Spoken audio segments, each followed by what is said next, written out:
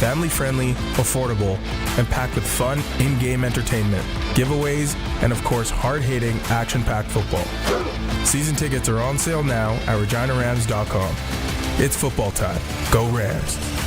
Sask Lotteries has over 50 years of winning behind us. And you know what that means?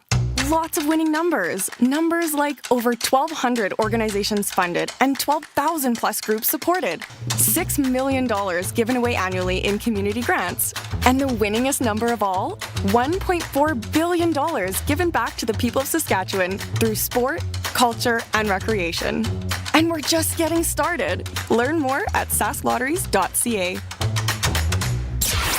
Broadcasting from Century Studios in downtown Regina, Harvard Media presents The Sportscage, where Saskatchewan comes to talk local sports. Brought to you by Access Communications, trusted in rural Saskatchewan for internet, TV, and home security. Be part of the show. Call 1-866-767-0620 or text 306-936-6262. The Sportscage. Streaming at sportscage.com, our YouTube channel, and on the radio at 620 CKRM.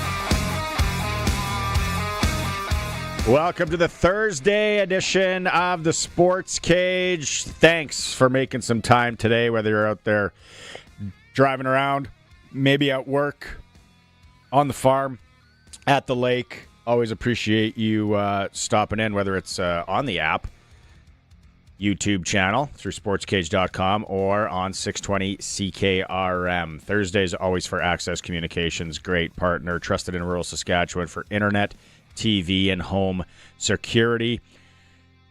Your comments are always welcome. You can call in or you can text in the Prairieland Rentals text line. Prairieland Rentals at 600 Albert Street. Whether you need power tools, gardening tools, or just a big skid steer delivered, you get to deal with the owner. 936-6262 is that number. Keep it handy. You never know when there's going to be some winning to be done as well. All of our guests will join us on the Western Pizza Guest Hotline. Perfect pizza, generous amount of toppings, and all the Greek favorites you love.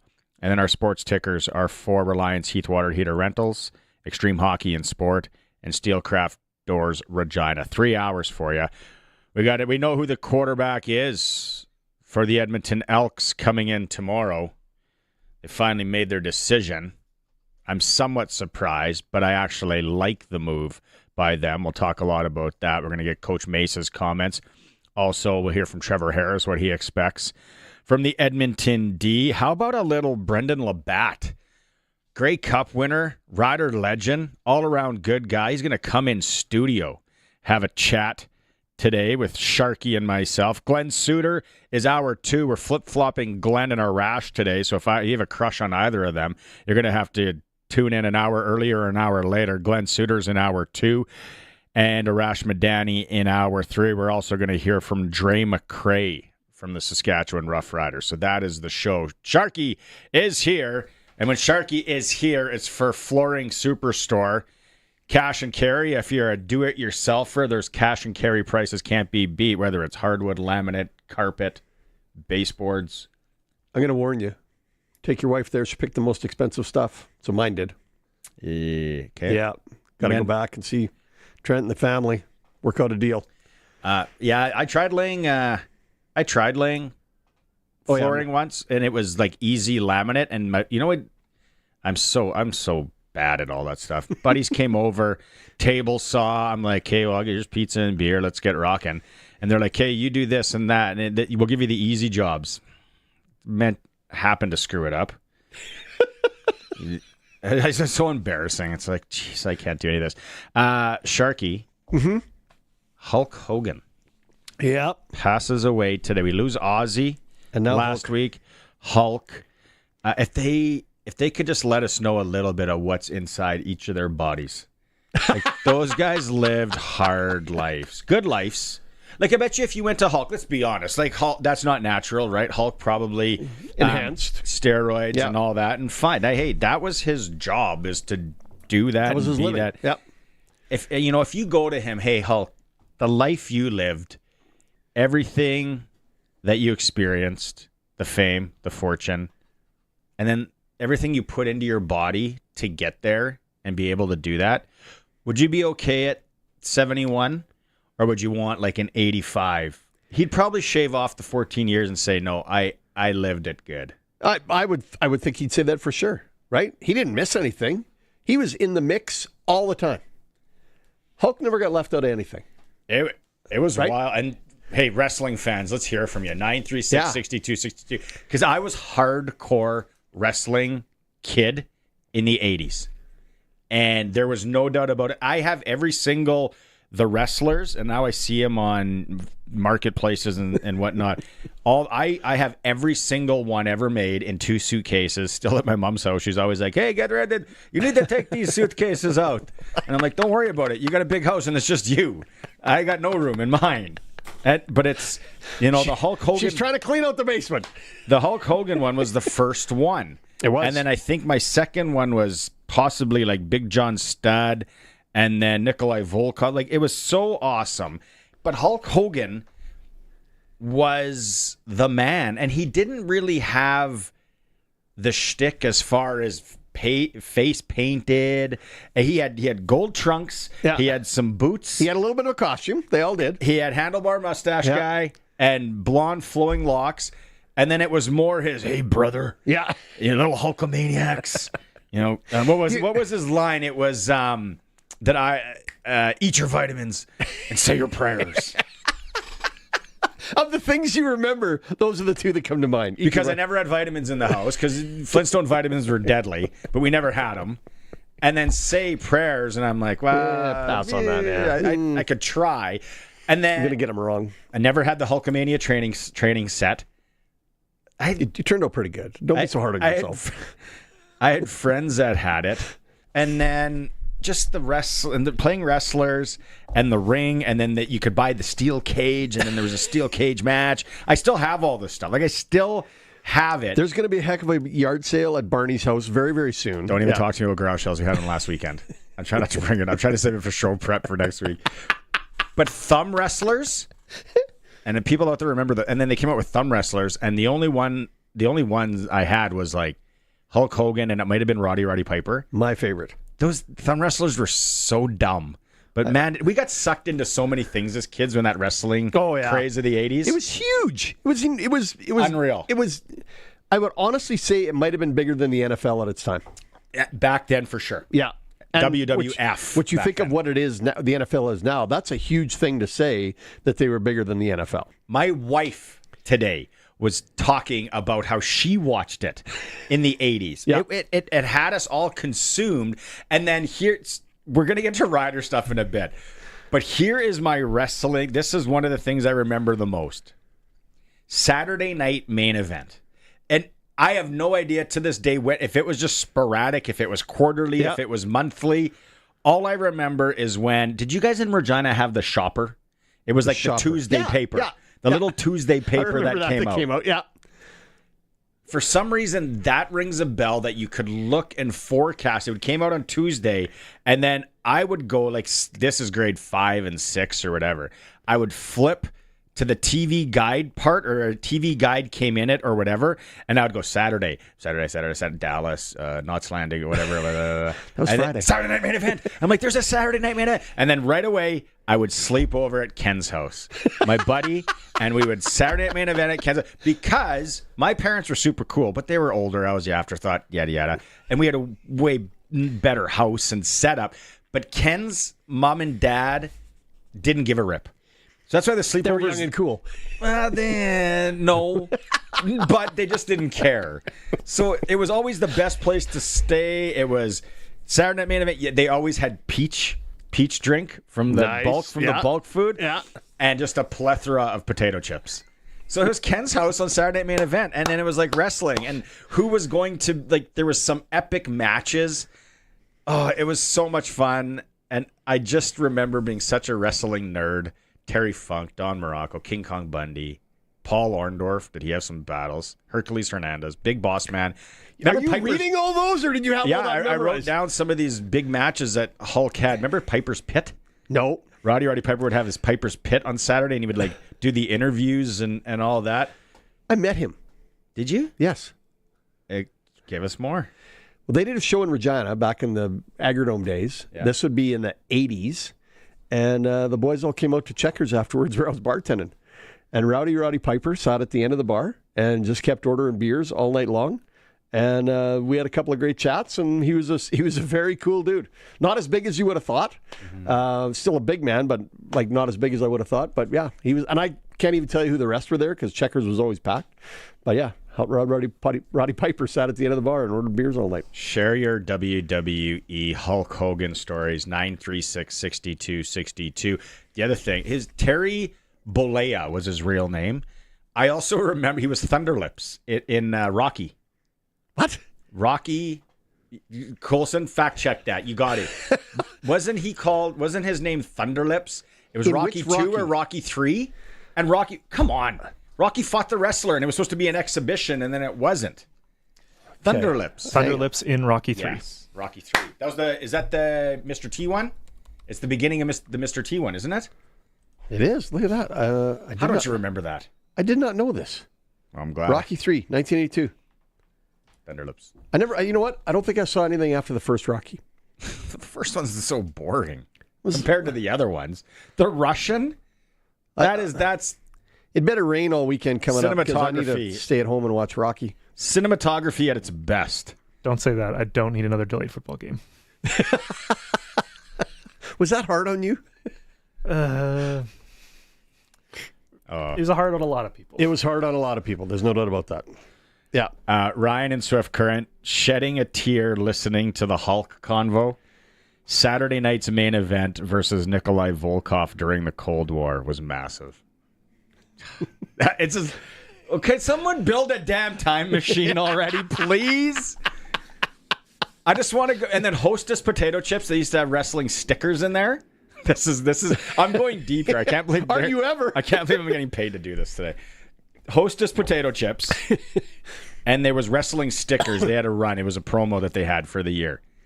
And this is smoky bacon, which was the worst chips. For some reason, somehow at the Hostess plant, it got stuck. So smoky bacon always had like 5 stickers in it. Really? We figured this out. This is how we rolled in Riversdale and Saskatoon. We figured out the chips that had the most stickers. And now look at what we're all doing. Did you keep the stickers?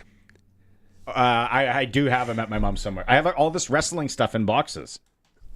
The WWF Wrestling Museum to open in North Regina later this summer. Dan in Regina loved 80s wrestling. Couldn't get the pay-per-views. But a few months later, I would bike to the local Acme Video or Video City and rent the VHS. Yes. Dan, remember renting the one WrestleMania where there was it was the tournament. They had a tournament. Yes. And the British Bulldogs, I think one of the British Bulldogs got thrown over the top of the rope. I don't know. It was like super quick. No, it wasn't a cage. Okay. It was a tournament. They had a tournament. Then there was what was it when everyone was in the ring? What was that called? It was Battle Royal? Yeah. Oh, jeez. Hulk Hogan dead at 71. Look at you with your sticker collection. There it is. If you're watching the stream. Holy smokes. There are the honky tonk man. What a weapon. Ted DiBiase. Brutus the Barber Beefcake. That's a good bit. I loved Macho Man Randy Savage. Junkyard Dog. Elizabeth was a rocket. Yeah. Killer Khan. Don't remember him. Bobby the Brain Heenan. That guy was awesome. Billy Jack Haynes.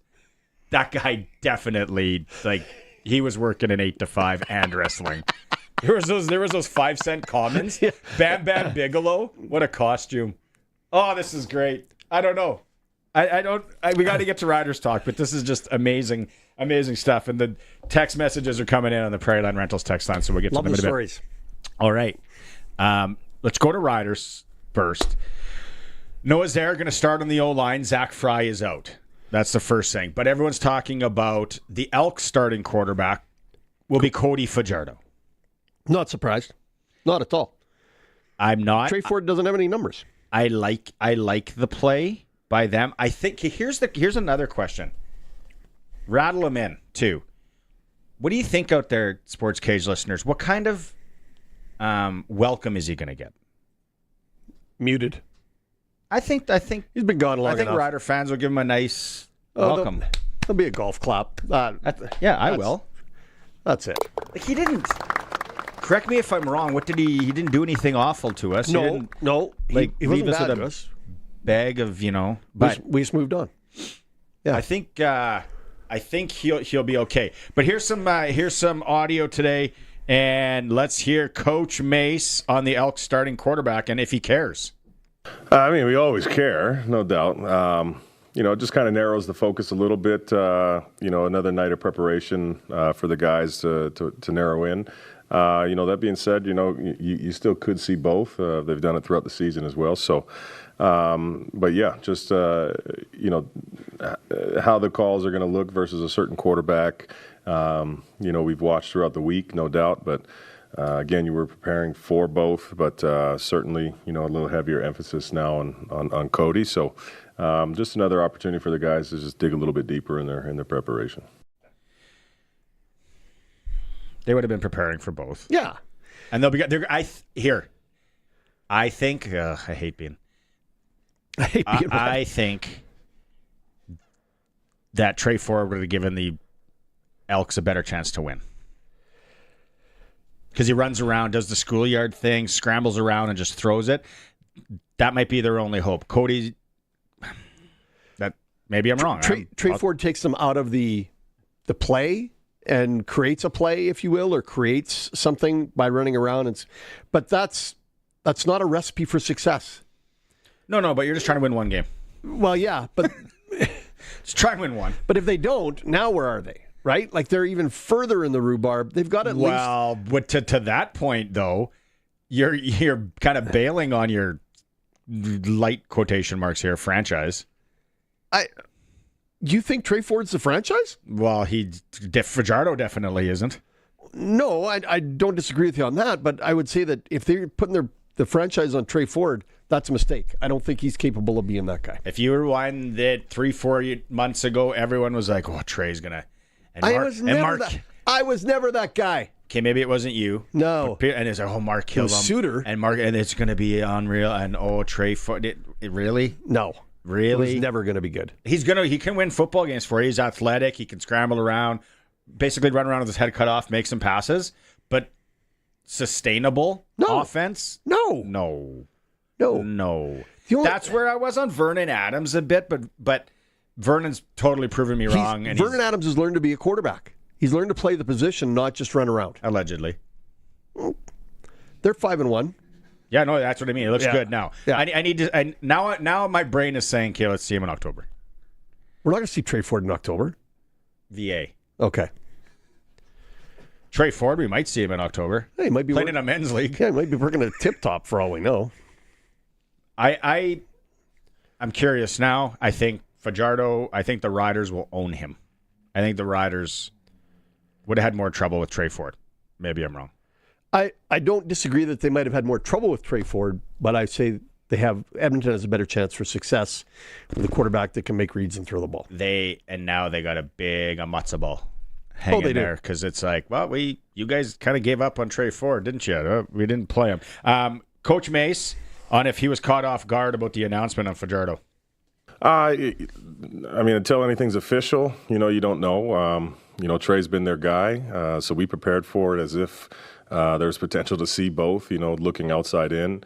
Could there have been a potential going through a bye week and self-scout? No doubt. That's why we kind of put a heavier emphasis on both guys. But, ultimately you don't want to just kind of go into it in those kind of situations, just pushing all your eggs, in the one basket. And then get kind of caught with your pants down come game day. So we did a good job, I think, preparing these guys to see both cats. And then obviously you get it solidified today. You can just do a deeper dive. Every day, Coach Mace gives us something to chuckle about. He does. Dog. And then today, good quotes. And we're just immature because as soon as you say getting caught with your pants down, all three of us in this room laughed. We're so immature. We are. Let's just watch 7-year-olds in here. Let's go get some smoky bacon chips and watch some wrestling. Old school. We're going to hear more from Coach Mace, more from Trevor Harris as we go along here today. Lots to get to. Day. We're going to take a break, and when we come back, Brendan LaBatte going to be in studio. So if you're watching the stream, you're going to see him. We're streaming at sportscage.com. If you can't, don't worry. You got us covered on 620 CKRM. The Country Music Rewind with Colin Lovequist. We'll look back at some of the big shakers and movers of the country music scene. Some cats reinvented themselves, others, they did what works for them the best. We'll feature the top 25 on your Country Music Rewind. The Country Music Rewind with Colin Lovequist. Brought to you by Crawford's No Frills. Saturday afternoons at 4 and Sunday afternoons at 1 on Country's Greatest Hits. 620 CKRM. 620 CKRM on location. Hi there, it's Gloria Evans, Souls Harbor Rescue Mission. We're going to get barbecuing here and inviting kind of the neighborhood over to find out what Souls Harbor Rescue Mission is all about. We do know that you'll have your regular clientele come by, and they're a fascinating group of people because I've been here before and had some amazing conversations with some of the folks. Tell us a little bit about Souls Harbor Rescue Mission. So Souls Harbor has been in Regina now for 35 years. We do a variety of programming for the people of our community that are less fortunate. So like tonight we're doing a barbecue for everybody. We're hoping to serve about 400 people, and anybody can come. All you need to be is hungry. All right. So we're located at 1632 Angus Street. Kathy Ingram, thank you so much. You guys have amazing programs here. We invite you to stop by and learn more about it so that maybe you can help out in the future. For 620 CKRM, back to the Sports Cage. I'm Gloria Evans. Yee-haw! It's the Ram Rodeo at Crestview Chrysler. That's right, folks. We got Ram trucks coming out the wazoo. So we're wrangling prices down with discounts of up to 18,200 buckaroos. Can you believe it? Ram Bighorns going for only $65 and change plus tax, or get 0% financing over 72 months on most models. We also have an impressive selection of cars and SUVs. But the Ram Rodeo is on right now at Crestview Chrysler Dodge Jeep Ram in Regina. If you've got a Steelcraft garage door, you've got a door with parts manufactured and assembled right here in Canada. A door with better insulation and seal, plus a warranty you're probably never going to use. Combined with a LiftMaster opener, it's the right choice. And if you don't have a Steelcraft garage door, you should get one. And a LiftMaster opener. 100% made by Canadians for Canadians. Steady, tariff-free pricing and great quality, no matter what. Steelcraft door, Steelcraft door, Steelcraft door. We offer more. Did you know over 1.3 million homeowners call on Reliance for their water heater needs? With over 140,000 five-star online reviews and over 60 years experience, you could say Reliance Heath are water heater experts. Switch to Reliance Heath today. They'll give you $200 plus standard installation is included. For all your hot water needs, call on Reliance. Visit waterheaterrentals.com for details. Terms and conditions apply. Rider Nation. It's the most wonderful time of the year and the most intense night of the summer. It's football season. Celebrate Christmas in July when the Riders take on the Elks Friday, July 25th in a holiday-themed showdown under the lights. Bring the family for festive football fun, including a crowd favorite dog show. Because who doesn't want a puppy for Christmas? 'Tis the season for Rider Pride. Riders versus Elks. Friday, July 25th. Kickoff at 7 p.m. Fill your stockings with tickets at riderville.com. Presented by Purelator. This summer, if you're thinking of a new building, think Olympic Buildings. They're engineered from top to bottom to be better than the rest. Strength, solid design, and impressive good looks are all standard on an Olympic farm building. Visit olympic-buildings.ca. Saskatchewan, it's time to talk sports. Sportscage is on the air. Be part of the show. Call 936-6262 or toll free 1-866-767-0620. And we're always online at sportscage.com. 620 CKRM.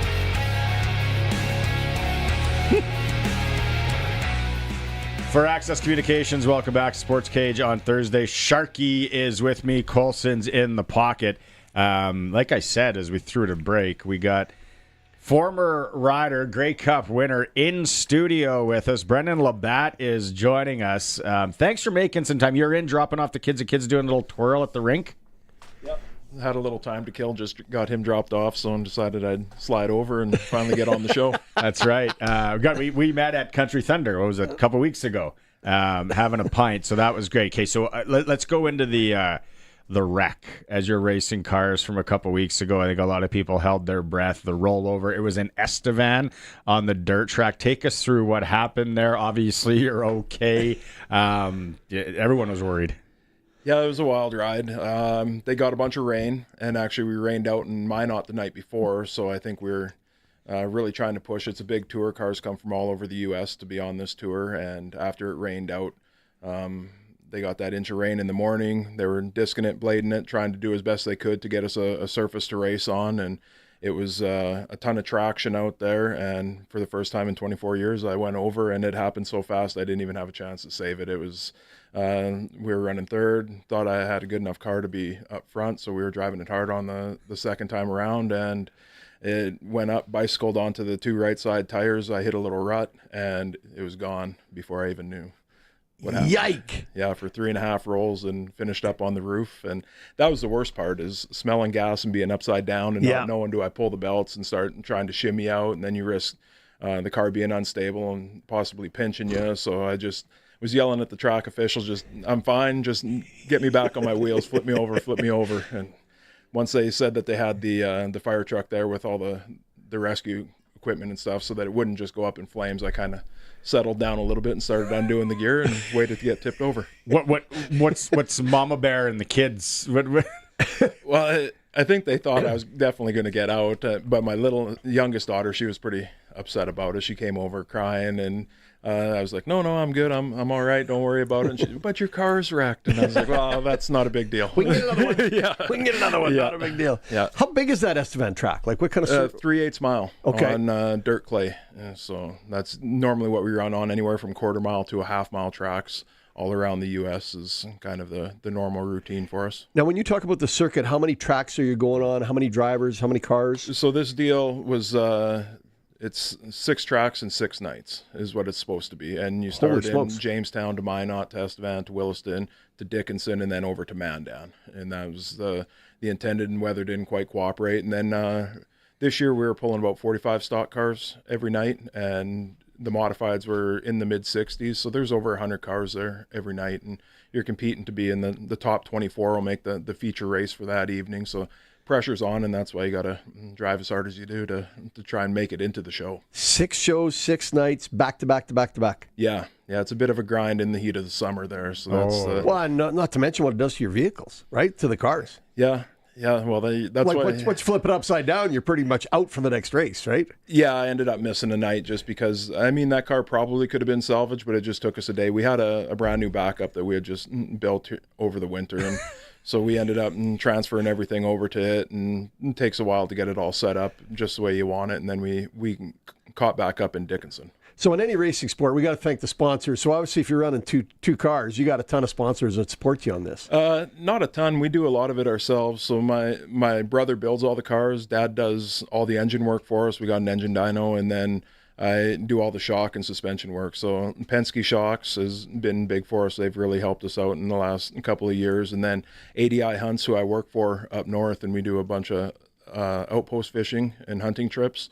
So they've come on board and really helping us out. And then Southside Auto Wreckers has been with me since I started 24 years ago. And there's not a whole lot of stock parts that we really use on these cars anymore, but anything that we do need, they're always there to help us out. Former rider Brendan LaBatte is joining us in studio, and Sharky is just—it's like you're talking to. It'd be like me talking to Tom Brady. This guy, you're talking stock cars, football, and you get to talk hunting and fishing as well, because you're big in the hunting game.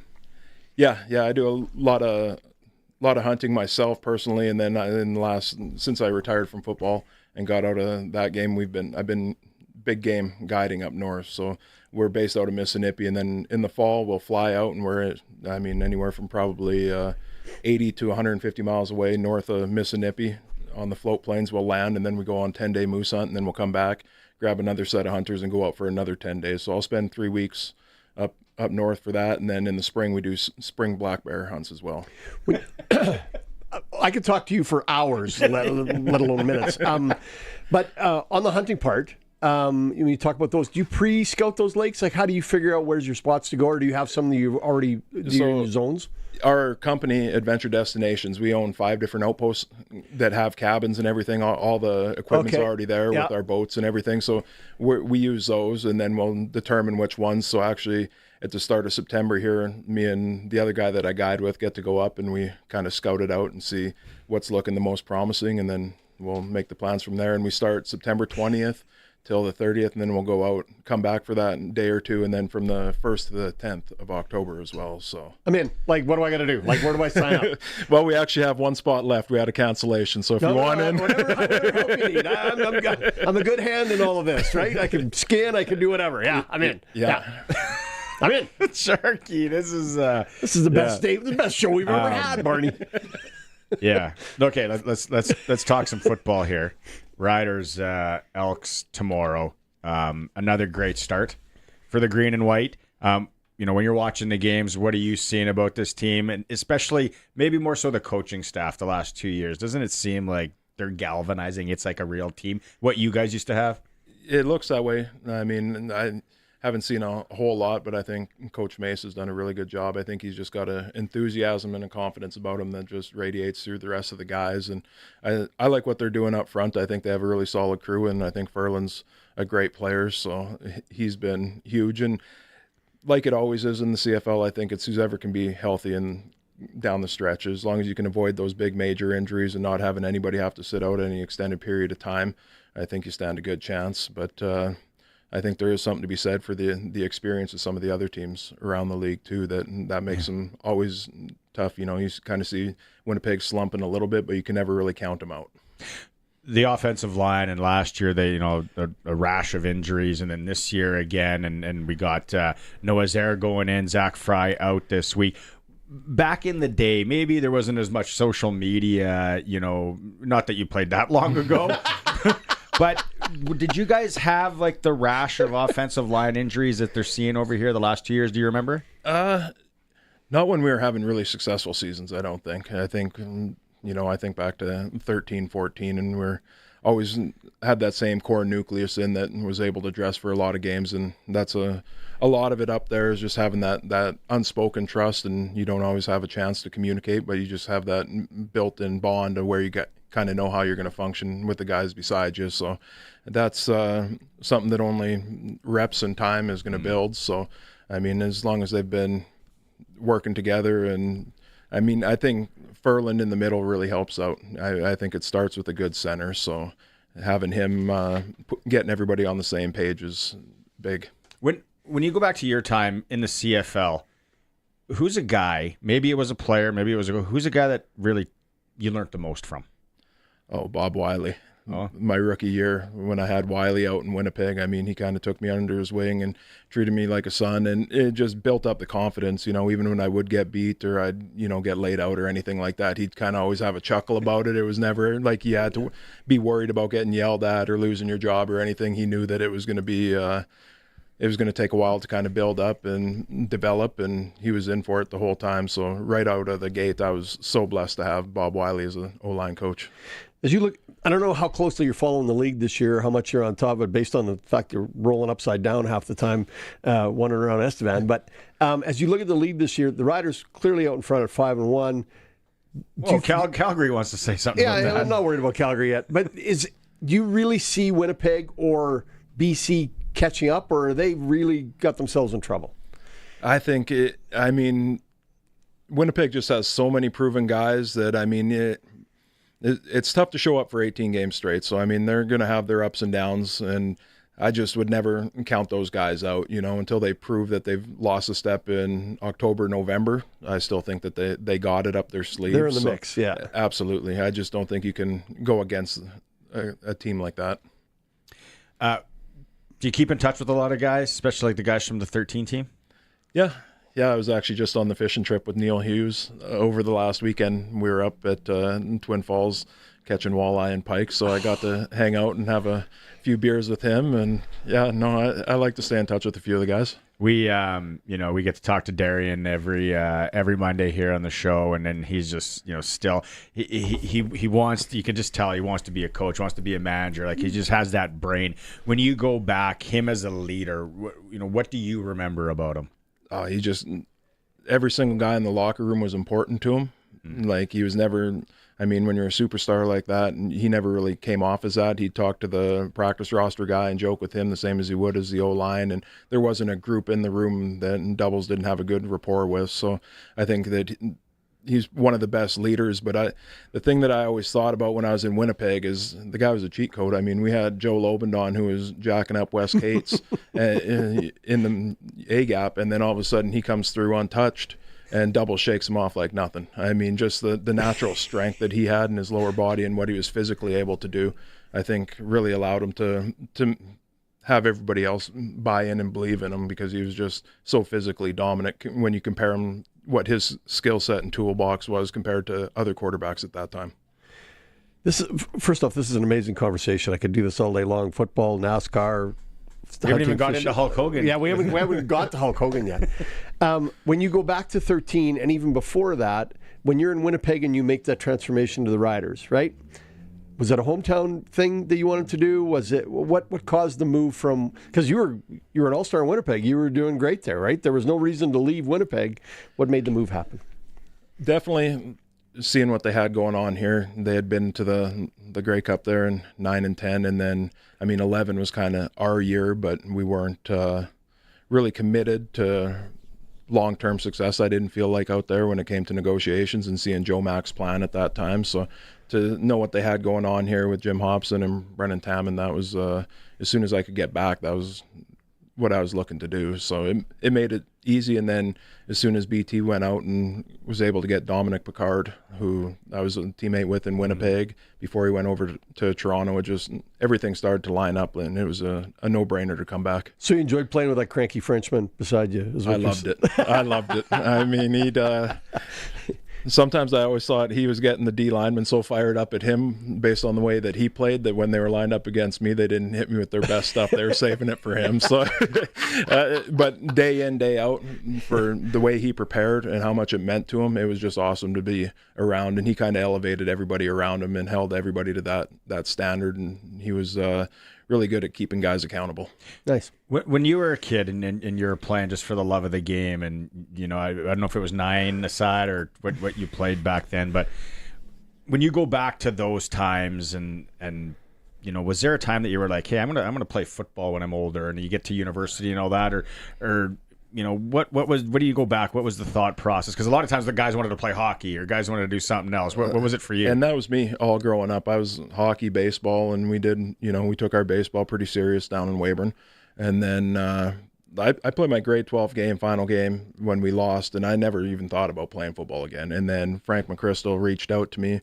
Would have been towards the end of February, and he's like, you want to come to the U of R and play with the Rams? And at that point, I had 3 junior teams that were interested in wanting me to go out and play, and then Frank was the only university team that had reached out. So, yeah, sure, I'll come. Well, what do you want to take? And I was like, maybe I'll do education. He's like, well, you got to have this big, long essay typed up by March 1st or something. And I was like, well, that's not going to happen. So we'll just, the first year, just go in. And he redshirted me, and it turned out to be great. And that's kind of when it clicked that, if I can just keep doing what the coaches are asking and show up and give it my all, that maybe I can play this game a little longer than just college. The players that guy, had come through that program, even from junior into CIS, and he's gotten the recognition, and just an amazing, we had him on the show last year, amazing mind for the game.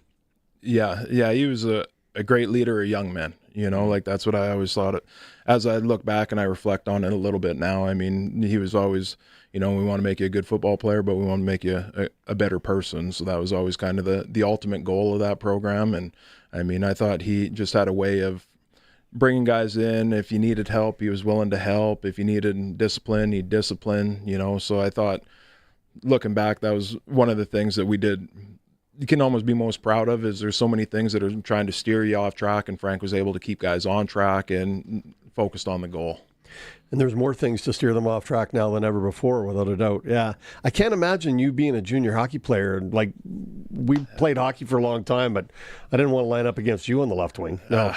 I wish I would have been in the talks of playing junior. I fizzled out pretty early. I mean, I played my 14 years, and I played all the way through U18 or midget, but that was it. There was definitely an end of the line, and I didn't have the foot speed or I was probably 60 pounds too heavy to have any sort of wheels on skates. So, do you still play in the Rider winter games that they have, or the hockey games that they have?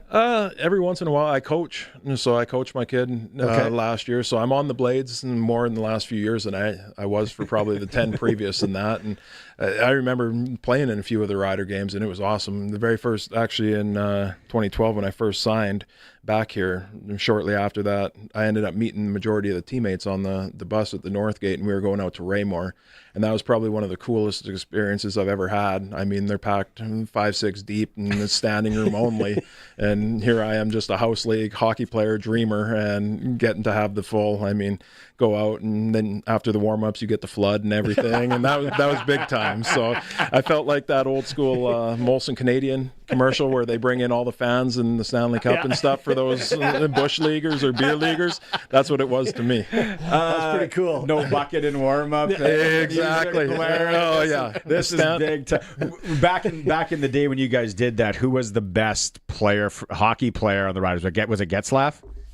Yeah, Getty was pretty good. Because Lawther's good now. Is he? Yeah. Yeah, Beggar was pretty good too. Oh, Beggar. Yeah, Rob Begg was good. And Dressler, I liked that he wasn't good because it was about the only thing that he wasn't I ever seen that he wasn't good. I mean, you could go and play ping pong against him, and he was just naturally good at everything. So to see him actually kind of ride the ankles for a little bit was kind of a nice feeling. He is human after all. Darian talks about Bagg as one of the hardest working players he ever played with. Like, he just was nuts. Yeah, absolutely. His preparation, gym work, he was so intense in everything he did, that he was.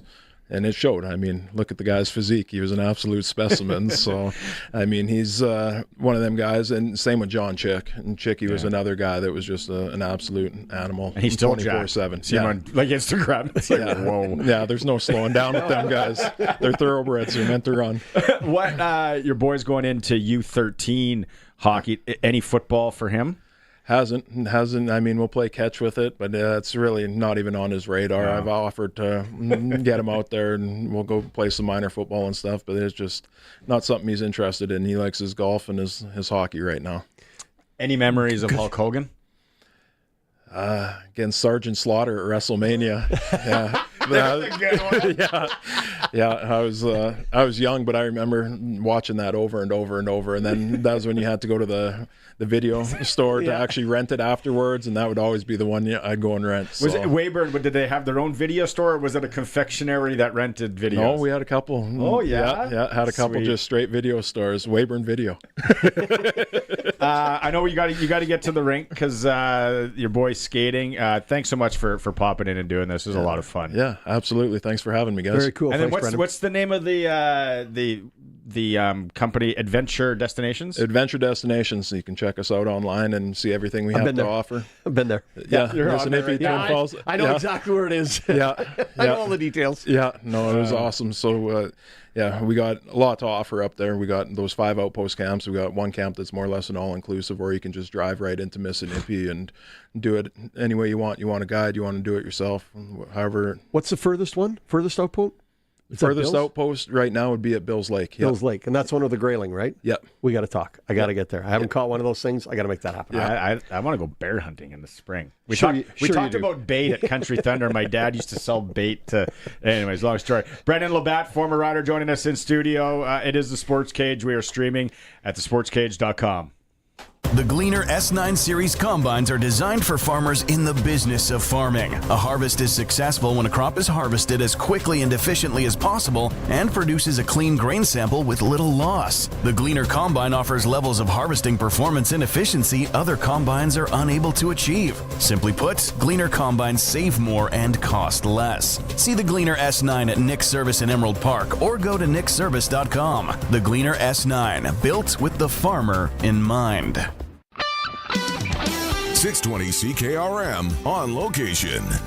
Hello, it's Gloria Evans. Souls Harbor Rescue Mission is getting ready to open the doors for their barbecue today for, you know what, the community, the people that use the facility, as well as anybody who wants to stop by. Maybe ask some questions about how you can become a sponsor and help out Souls Harbor Rescue Mission as it goes through some of the programming that is very important to residents of the city. Over 200,000 hours addiction programming is provided. Over 150,000 nights of shelter has been provided over the 35 years that Souls Harbor Rescue Mission has been a part of southern Saskatchewan. And right now we've got a army here of volunteers that are going to help out with serving 400 hot dogs. We're going to check in a little bit with Kathy Ingram in a bit to find out more about the fundraising and how you can become a sponsor of Souls Harbor Rescue Mission in their 35th anniversary. We're located at 1632 Angus Street for 620 CKRM. I'm Gloria Evans. Get ready to turn up the fun at the Queen City X. 620 CKRM is presenting Blue Rodeo.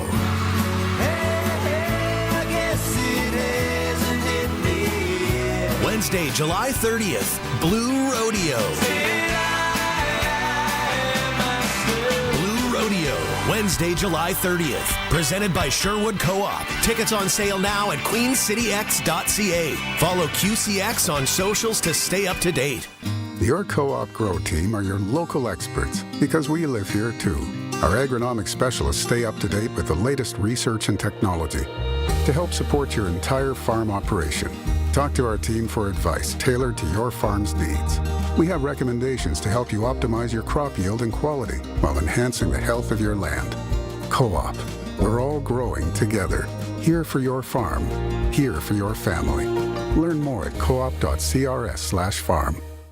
Text CKRM 306-936-6262. From skid steers to tents to power tools, anything you need to rent for that summer job is at Prairie Land Rentals. Deal with the owner, 600 Albert Street. It's time for the Sports Ticker, brought to you by Reliance Heath Water Heater Rentals. For all your hot water needs, call on Reliance Heath today. All right, if you haven't heard, Noah's there. We'll start for the Riders on the O-line. Zach Fry is out, and the Elks have announced that Cody Fajardo will be their starting quarterback tomorrow, 7 p.m. kickoff at Mosaic Stadium. Things start here with the Rider Network at 4 p.m. Canadian Football League Week 8 starts tonight. The Montreal Alouettes with McLeod, Bethel, Thompson in Calgary against the Stampeders. We're going to talk gambling on that one in a bit here. 5 former members of Canada's 2018 World Junior Hockey Team were acquitted of all charges today in a closely watched sexual assault trial. Michael McLeod, Alex Formerton, Carter Hart, Dylan Dubé, and Cal Foote were all charged with sexual assault in connection with an incident in London, Ontario back in 2018. Justice Maria Carasona of the Ontario Court of Queen's Justice said that did not find evidence of the witness to be credible or reliable. Western Canadian Baseball League, Red Sox, Lethbridge, 7 p.m. tonight, Swift Currents in Saskatoon, Medicine Hats in Moose Jaw, and Provincial Senior Golf at the Chinook in Swift Current. Regina's Kim Walker leads on the women's side, and Rick Hallberg and Brad Phelps are battling out on the men's side. Oh, and the Toronto Blue Jays. Tonight, they took 2 or 3 from the Yankees, start a series with Detroit. Don't forget to sign up for Sportscage Insider, Riderville News, all that. You got a chance to win tickets as well. That Sports Ticker is for Reliance Heath Water Heater Rentals, keeping you in hot and soft water. Call on Reliance. So are you already looking up different areas of... No, I'm on the gambling sites right now. Yeah. I know that site well, Adventure Destinations. I know what they do and where they go, and they get a lot of great spots. And Calgary's a 7-point favorite tonight. I got 6.5. I think it. Trap game? Can we use that term? I don't think so. Overused this week when it comes to the Riders and Elks, and then maybe for the Stamps as well. You don't think so? No. Over under 49.5. I don't know if I've seen an over under at 49.5 in the CFL this year or in a long time. Anyway. I saw 48 a while back, but you? yeah. See the rest of them. What do you think on that? Taking over? The Elks, but probably because McLeod Bethel Thompson slinging it, and they don't expect much from him. But that's where I always maybe like to sprinkle on the dog. And I don't think road matters as like how many people are going to be in the stands in Calgary tonight, and on like how many actual warm bodies in the stands in Calgary tonight. 15, ish. Yeah. I don't. It's a Thursday, I guess. 50K. So like home field isn't that big of a deal. I might take the Alouettes to cover 6.5. If I could get them at 7, I might take it, and I like the over. Just me. You know, I followed you before, and it's worked out poorly. So I'm going to maybe go the other way. Yeah, go nuts. Yeah. Sharky is here, and his humor, wit, and fun for flooring superstar Trent Dickin and his team, over 20 years in business. The cash and carry we talked about. Also, he wants us to mention that when you have any kind of insurance claim, go see him. You don't have to go to where your contractor tells you. That's you can crap. go get some action going with the local company, Flooring Superstar. Their selection's huge. It is. It's nuts. Hour 2 will start with a little Glenn Suitor coming up. Sportscage, streaming at sportscage.com and on the home of the Saskatchewan Roughriders, 620 CKRM. Take a trip down memory lane. Weekdays at 1 o'clock with Colin Lovequist. Number Ones at 1. A full hour of country's greatest hits and the stories behind them. We'll take a look back at musical milestones, celebrate some country music birthdays, and a whole lot more. It's all brought to you by McBids and North Home Windows in Foam Lake. Number Ones at 1 with Colin Lovequist on the voice of Saskatchewan. 620 CKRM. 620 CKRM on location. And good afternoon from Souls Harbor Rescue Mission, located at 1632 Angus Street. I'm so happy that we are a part of so many of the events that they do here at Souls Harbor Rescue Mission. We're here to support the mission, and that is making sure that people are fed. Right now, we've got some folks that are lining up to get a hot dog. They are getting chips, water, or pop, and there's also some salad that is available.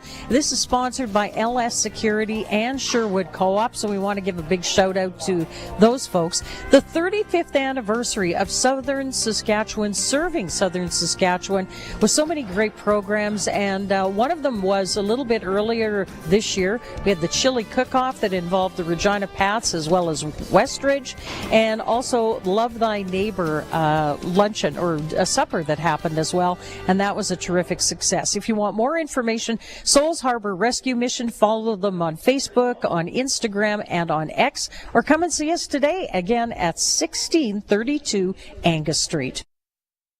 Look over here, apples. Now look over here, oranges. Let's compare them. Hey, you can't compare apples and oranges. What you can compare is Freeze Tallman's pricing on decking, railing, and fencing to all the big box stores. If you need a decking, railing, or fencing job this season and want to shop local, then Freeze Tallman in Regina and Fort Capel is exactly what you're looking for. Heck, they even deliver. There's no comparison. Freeze Tallman. Let's get you building.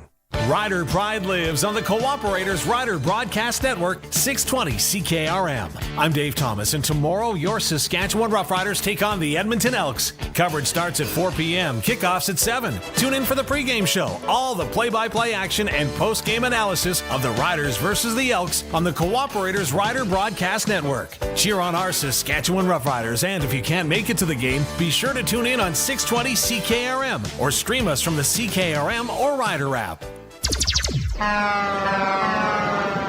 YAC Auction has the equipment that you need for your farm. Bid on a great selection of farm equipment July 24th to the 29th, including tractors like a Versatile 375 4-wheel drive, Claws 810 front wheel assist, Claws 840 front wheel assist, and a Massey 8670 front wheel assist tractor. There's skid steers, augers, sprayers, and a whole bunch more. Check it out online, yacauctions.com. Call us for more information, 306-782-5999, or come to the yard. We're just 4 miles east of Yorkton on Highway 10. If you have a garage door that's running a little rough, you should really have Busy Bee Doors, the garage door specialists, come out and repair it. Or it may need to be replaced altogether. Yeah, just call Busy Bee Doors, the local experts who have been in the business for many, many years, because they can fix or replace any commercial or garage door. Honey, calling Busy Bee. Good idea. Busy Bee Doors, the garage door specialists. This is 620 CKRM, a Harvard media station. Available everywhere in high-res audio with the CKRM app. It's 4 o'clock. Good afternoon. I'm Corey Atkinson from the SaskToday.ca newsroom with your 620 CKRM news. Saskatchewan RCMP say a manhunt that ended with the capture of an armed suspect began after an RCMP member was shot at a house on the Musqueam First Nation. Mounties say the officer was sent to hospital with non-life-threatening injuries, and they've declined to provide further details. The manhunt began after officers were called to the home around 2 a.m. today to respond to a report of someone with a weapon. When they arrived, the officer was shot and the armed suspect fled on foot, only to be captured 7 hours later at a rural area near Lestock, northeast of Regina. During the hunt, police issued a warning to the public about a dangerous person in the vicinity. Jeremy Symes, The Canadian Press, Regina. The carbon capture and storage facility at Sask Power's Boundary Dam is back in service after a long outage for repairs. Between April and June, it captured about 25,443 tons of carbon dioxide and operated about 12% of the time. Sask Power says the emissions stayed below the carbon tax limit.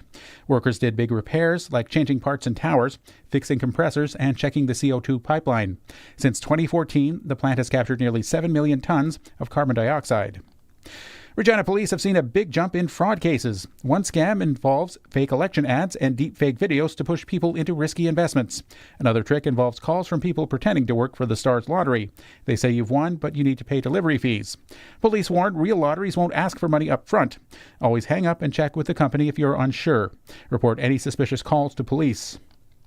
5 former members of Canada's World Junior Hockey Team have been found not guilty of sexual assault in an encounter with a woman at a London, Ontario hotel room 7 years ago. Ontario Superior Court Justice Mario Caroccia delivered her ruling this afternoon to a packed courtroom. Defense lawyer Julie Santa Rosa says her client, Dylan Dubé, has always maintained his innocence. He is relieved by the outcome, and he is grateful that Justice Caroccia decided what she did and did so fairly and efficiently. Throughout this trial, Mr. Dubé was impressed by the fairness and impartiality demonstrated by Her Honor. She says this has been a long and difficult process for her client. And Hulk Hogan, the mustachioed, headscarf-wearing icon in the world of professional wrestling, has died at the age of 71, Florida police and the WWE said today. Hogan's real name was Terry Bollea. He was perhaps the biggest star in WWE's long history. He was the main draw for the first WrestleMania in 1985 and was a fixture for years, facing everyone from Andre the Giant and Randy Savage to The Rock and even company chairman Vince McMahon. Hogan was also a celebrity outside the wrestling world, appearing in numerous movies and television shows, including a reality show about his life on VH1, Hogan Knows Best. That is your 620 CKRM News. Read more stories from around your community and around the province at sasktoday.ca and 620ckrm.com. Your weather is next.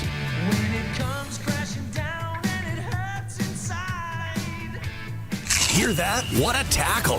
That big crunch wasn't from the tackle, Chris. That's the KFC $4.95 End Zone Big Crunch and $7.95 End Zone Big Crunch combos only on game days. The End Zone Special available on Rough Rider game days at participating KFC Sask locations. The ball is snapped. He scans the field. He's going deep. What a play! Rider fans, make your own great play by going to riders5050.ca. You can now buy tickets for every Rider game, home or away. You can also sign up for the 50/50 Club and never miss a draw, including the weekly loyalty and early bird prizes. All proceeds support amateur football in Saskatchewan, equipping the heartland, and just maybe score a big win. Get your tickets today at riders5050.ca and go Riders! Riders 50/50 is presented by ISC.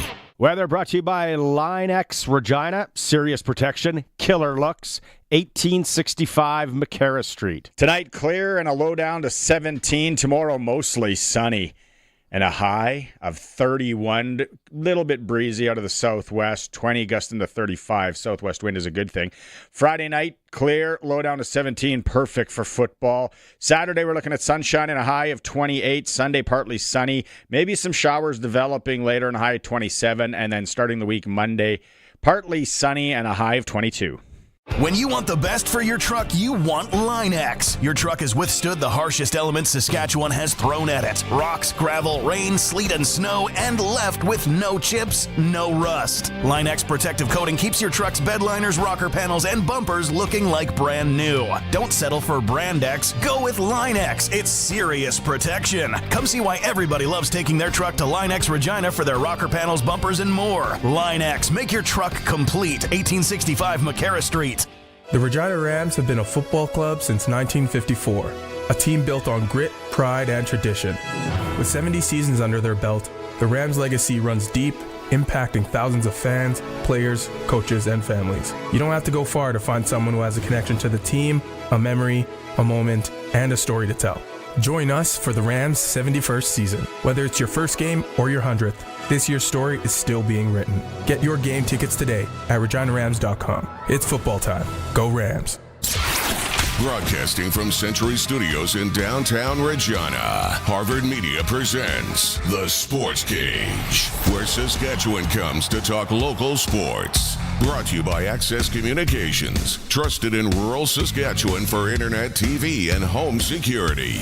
Be part of the show. Call 1-866-767-0620 or text 306-936-6262. The Sportscage. Streaming at sportscage.com, our YouTube channel, and on the radio at 620 CKRM.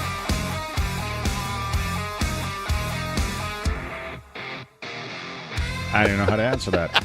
Welcome back to the Sports Cage. On the wall. Hour 2. On the Sharky wall. now, after our if you didn't hear the interview with Brendan LaBatte, you can go back and listen to it in podcast form. It was a lot of fun. It was. So much more than football. Now, Sharky's been watching bear hunting videos. Is that from Adventures Destination that's site? Adventure Destinations, yeah. So Sharky now will be tuned out for the rest of the show as he's watching that. Coulson's also in the pocket today. And it's Sharky is always for flooring superstores. When Look at he's that here. walleye. Holy smokes. Just had a text come in here with the death of Hulk Hogan at 71 today. The other day, Ozzy Osbourne.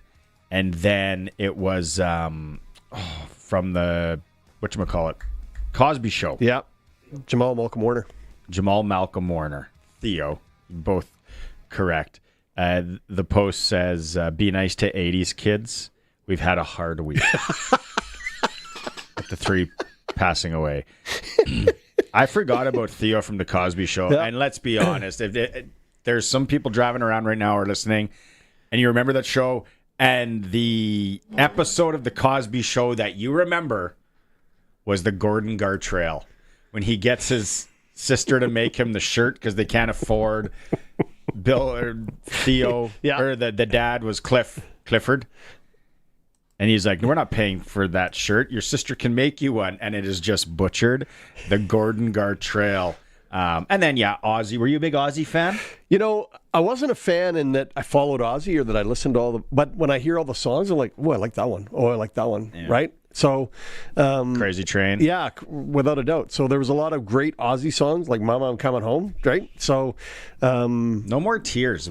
I liked that one for some reason, but... And then Hulk Hogan. Today, 71 years old. Quite a week. A tough one. And all of his matches, the Saturday night's main event. I found a site that had his greatest, or what they thought were his best matches of all time. And the number 1 was Hulk Hogan versus The Rock, WrestleMania 18. What's the date on that? 2010? 2010? See, I was way out. You were matured then? You were out of the... I was married, for sure, so I wasn't really into wrestling. And then the one that I remember is when he slams Andre the Giant at the Silverdome, Pontiac Silverdome, WrestleMania, they all came in on these carts.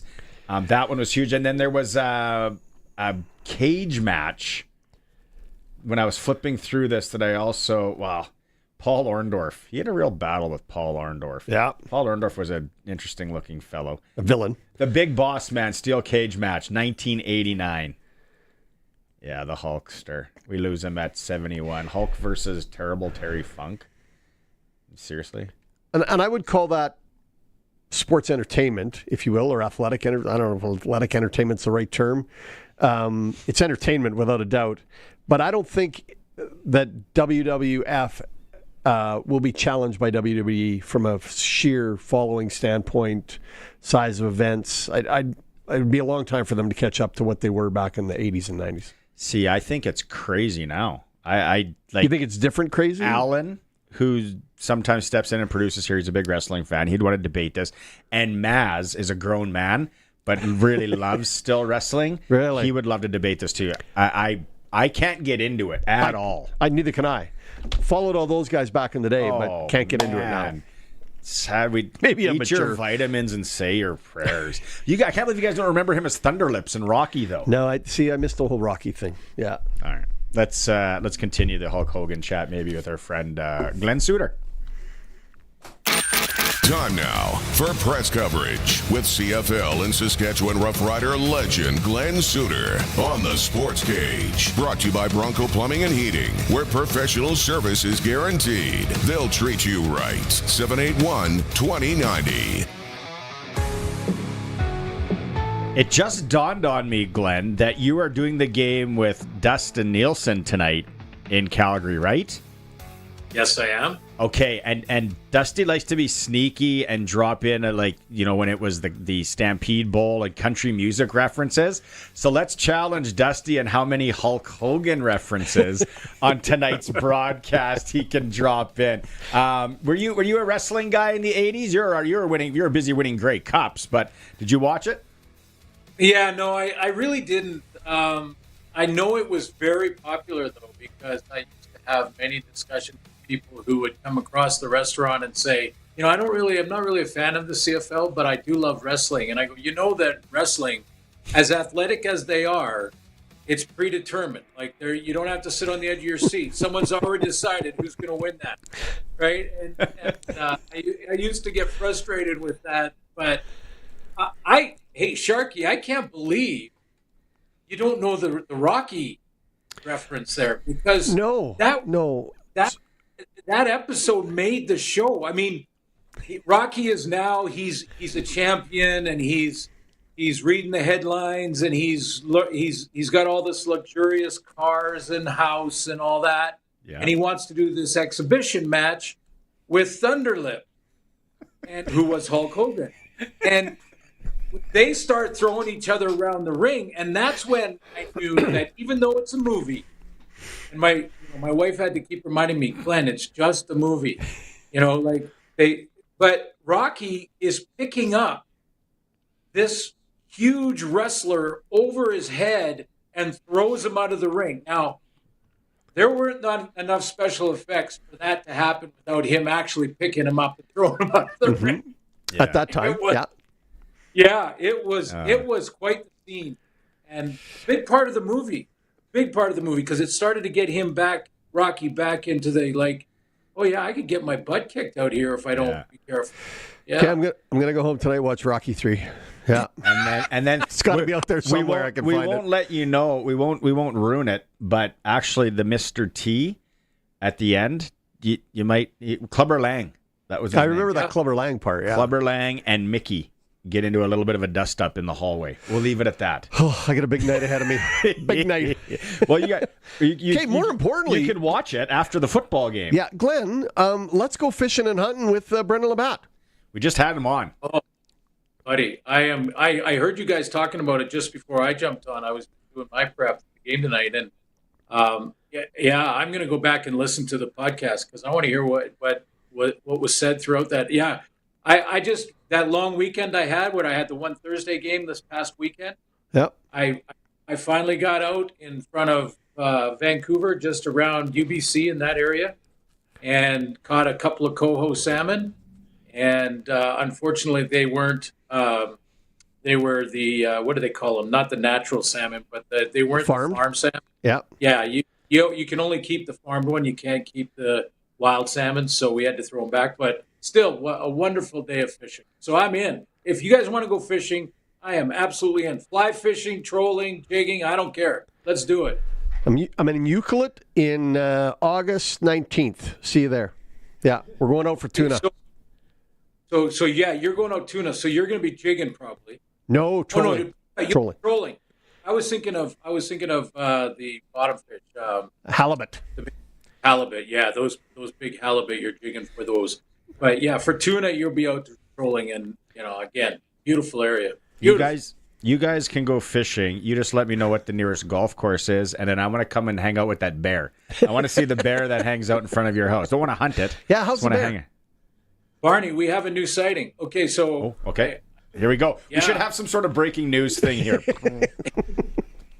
Well, I just got a text this morning, actually, from my wife that said, could you please check the outside live camera? Because I looked out the window. I was about to take our dog, Maximus, out for a walk, and I looked out the window, and there is a massive dump right in front of our door.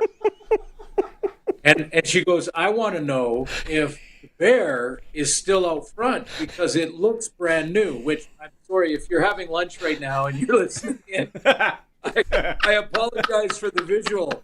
But it's a bear sighting, and apparently my recordings on the outside camera haven't kicked in yet, so I haven't been able to see it. But as soon as I see it, I'll send it to Colson, and we'll get it on the air because apparently he was right at our front door and just did his business right there. That happens in Regina a lot, but it's not bears. Not a bear. Just check out Just Bins, and you will see what we're talking about. Tonight, Elks are in Regina tomorrow, and they have named a starting quarterback with Cody Fajardo starting tomorrow. Is that what you thought, Glenn? Did you, or were you leaning more towards Trey? I can't remember when we talked about it on Tuesday. Yeah, it's what I thought would happen, but I don't know that it's the right thing, and it's not a shot at Cody. Again, we talked about on Tuesday just sort of the analogy of baseball that you have your ace pitcher, and if he doesn't have his best stuff, you go to your reliever right away, and the ace pitcher is back the next night, and maybe he'll be better that night. But it doesn't change the pecking order. And if they truly in Edmonton believe in Trey Ford, and I did see growth over the first 4 or 5 games, not the BC game. The BC game he was off. No question, and should have been pulled probably. But let's put it this way: what happens if Cody Fajardo, and this is no disrespect to Cody because he's a championship quarterback, really has nothing to do with him almost. But let's just say the team plays okay, does not win, and now what? Barney, now what? Now are they going to go week to week deciding who's going to start at quarterback and make this a massive distraction for the next month and a half? That's kind of what I was saying to Sharky earlier. Okay. Who gives them the best chance to win every night? Is the answer Jesus? But he's not. Well, he's on the DL. He's not available. Well, I would start the answer to that question for this particular team, for me, Sharky, would be their defense has to play better for them to win every night or have a chance to win every night. That's the first part that has to happen for them. And I know what you're saying and suggesting that we're not talking about college football where you're trying to develop a freshman so that in his junior and senior year, he's the starter and he's your guy. This is pro football, and you have to make these decisions immediately. And they have a guy in the bullpen who is a champion. So I get it, and I just not sure that not going back to your starter, but letting them both know that if your starter is off his game as much as Trey Ford was against BC, that you're going to make a change probably by the end of the first quarter. So, there's all of these discussions on coaches sending the wrong signal. If you pull a guy too soon, you're sending the wrong signal. It's like we're leaving breadcrumbs for these, emotional quarterbacks that don't have, you got to be so careful with their confidence and stuff. Why not just bring them in and treat them like grown-ups, cut the shoes off their jammies and say, look, We need you both to win. Okay? We need you both to win. Trey, you're our starter. You're still our starter. So you go and start. But if you don't see it and you're playing like you did in BC, I'm putting Cody in there. So don't pout about it. Don't be upset about it. Don't think that it means you've lost your position forever and ever. Amen. Let's just try to win a football game. And then cut him loose and let him go. I don't know. I just think if Cody goes out and leads this team to a big win, which is going to be a very tough task against Saskatchewan, then okay, then they make the change. They've got their veteran in there. That's why they brought him over, and that'll be the narrative. If they don't, and Cody plays okay, but they don't win, now what? Now it becomes competition week to week, and it's a distraction. A couple of people on the text line got my Ned Braden reference, by the way there. Hey, do you believe in trap games, Glenn?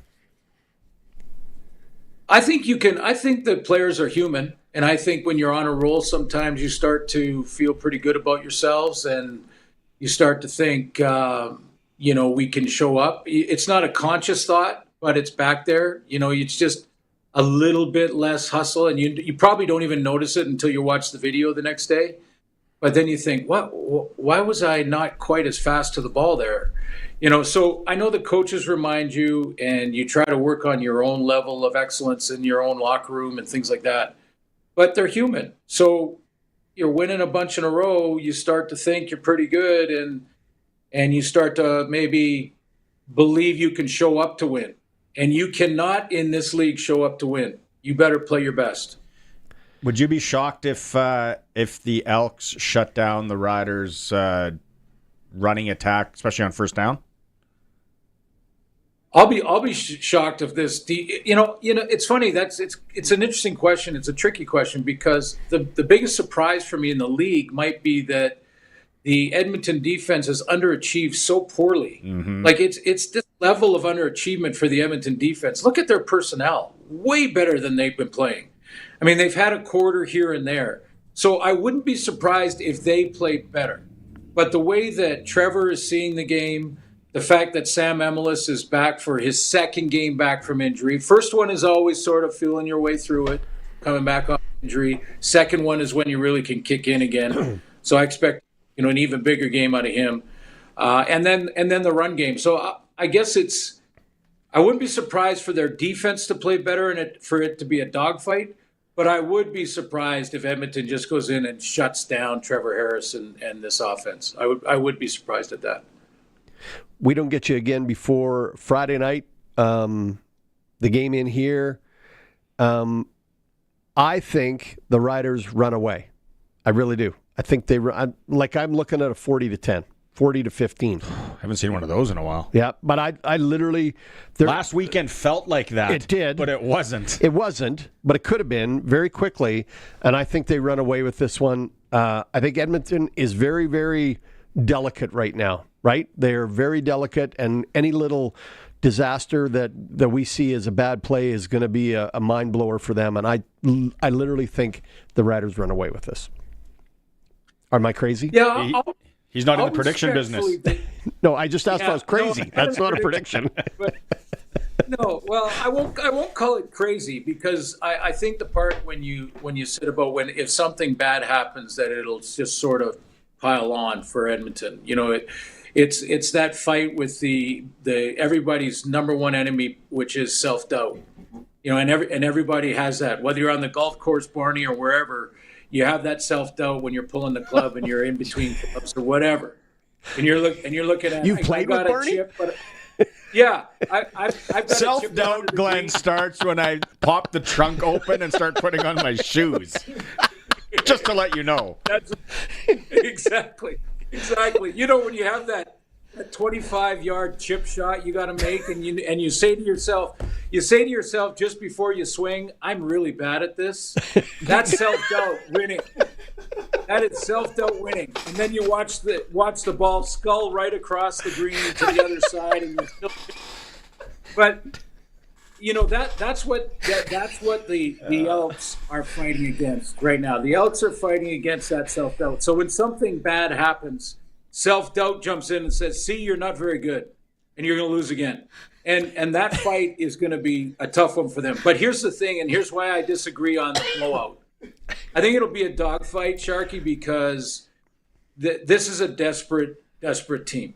And they're pros and they're grown men, and they understand that when you're desperate and you need to win a game badly, then it's not about those big plays just happening. It's about every single little step you take. So they're going to be disciplined.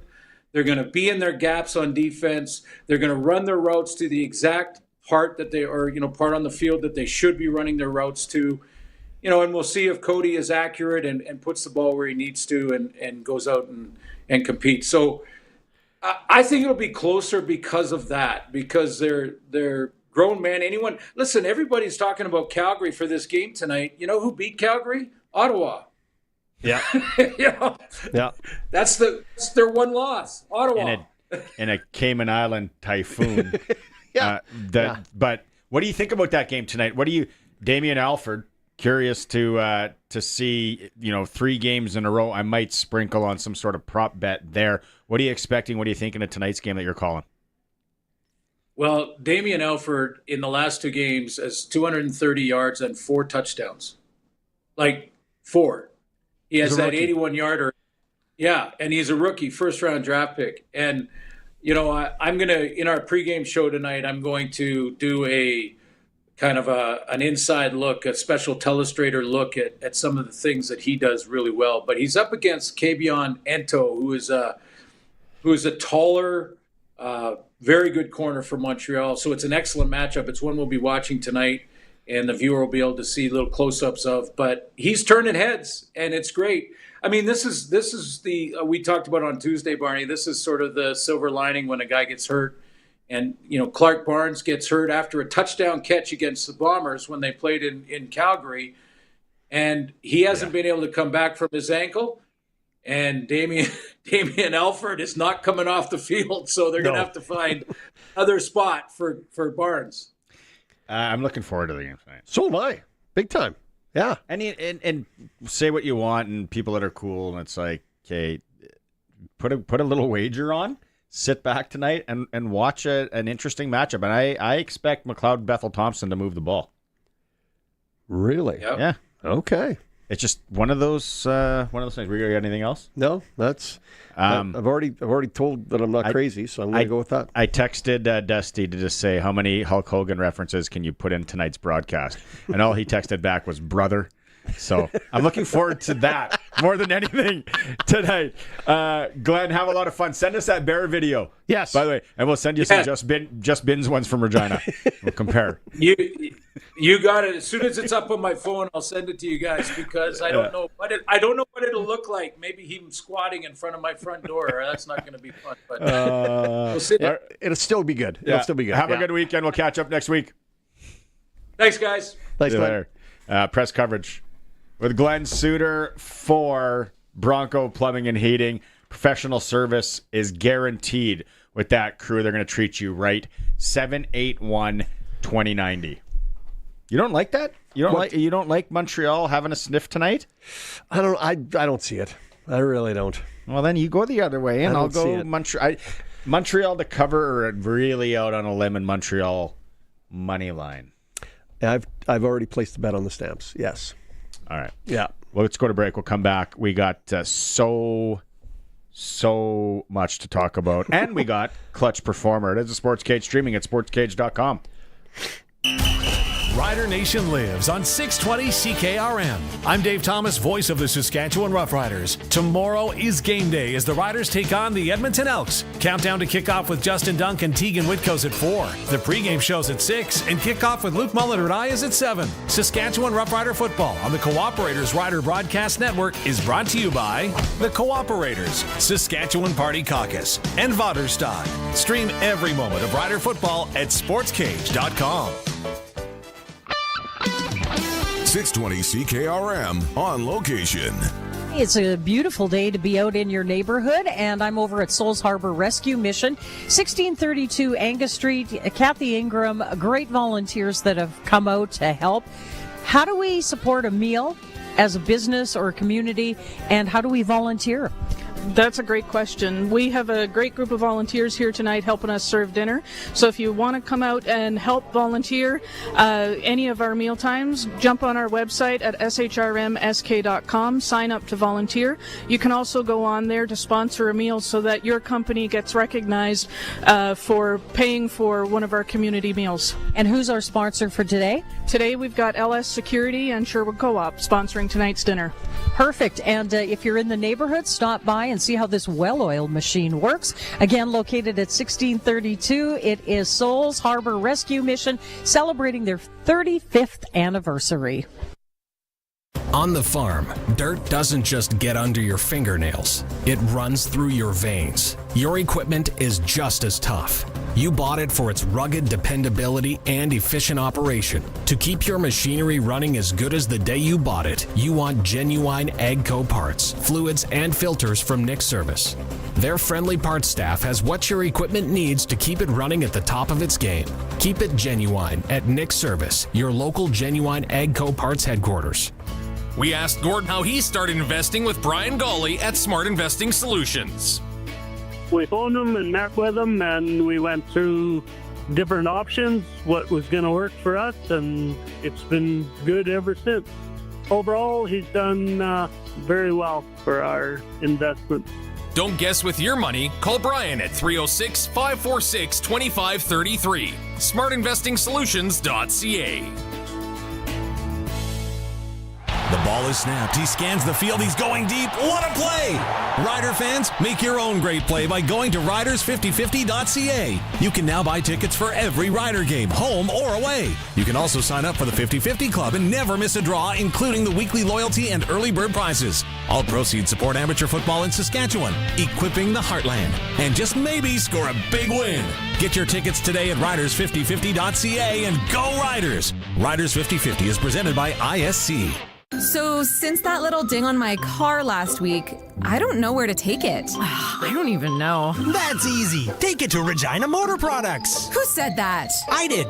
Down here. I'm Terry the Tire. Regina Motor Products Chevrolet Collision Center and SGI accredited auto body repair is a full-service collision and body shop that works on all makes and models. Just submit your claim to SGI and set an appointment to get your appraisal done. Easy. I bet you're tired after saying all that. South at Highway 1 and 6, Albert Street. RMPChevrolet.com. The Sportscage Clutch Performer for Nick Service in Emerald Park. Your local Massey Ferguson Challenger, Rogator, Gleaner, and Fendt dealer. Call 781-1077. I'll take this. Okay. I got two. I do, and I know you've already done Luke Cote winning the provincial amateur championship in Humboldt. Oh yeah. But he's off to Ottawa tomorrow to start nationals, and wish Luke all the best down there. First time since 1966, a member of the Royal Regina Golf Club has been the provincial champion. Huh. Yeah, that's quite a deal. Guy. Congratulations, Luke, and best of luck in Ottawa.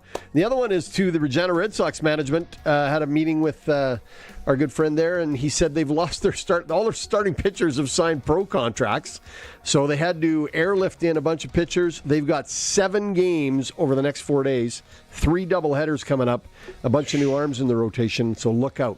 Could be amazing, could be trouble, but the Red Sox got some new looks coming up this weekend.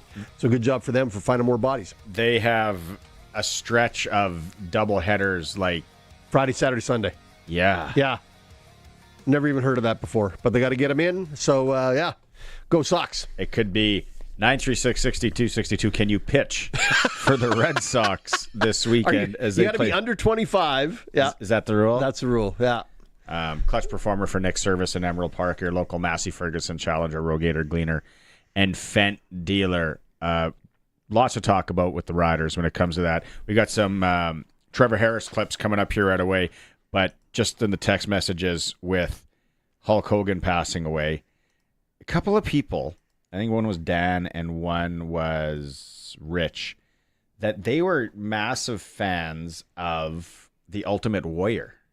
Oh. That guy was always hopped up on something. Yeah. He was psyched. But he was the right face from the start. paint. Yeah. He had things around his arms and legs and all. He had, like, where we talked earlier, Hulk Hogan was like gold tight, or gold trunks. and Yes. boots and his hair and mustache. Yeah. He didn't really have any, like the big boss man wore. Ripped his shirt off, carried on. Yeah. Andre the Giant, too, wore that very tight singlet or whatever you want to call it. Yeah, that wasn't a great look. That wasn't a great look for Andre. For anybody to watch. Yeah. His wife was probably like, but yeah, and then there was like looking through King Kong Bundy was another, like, here, just throw on this super tight singlet. You're, extremely overweight, but get out there and wrestle. But Hercules Hernandez, he fought him. He had like a little get up. But Rock only wore the Speedo. Who? The Rock. Yeah. Yeah. He didn't have a, right?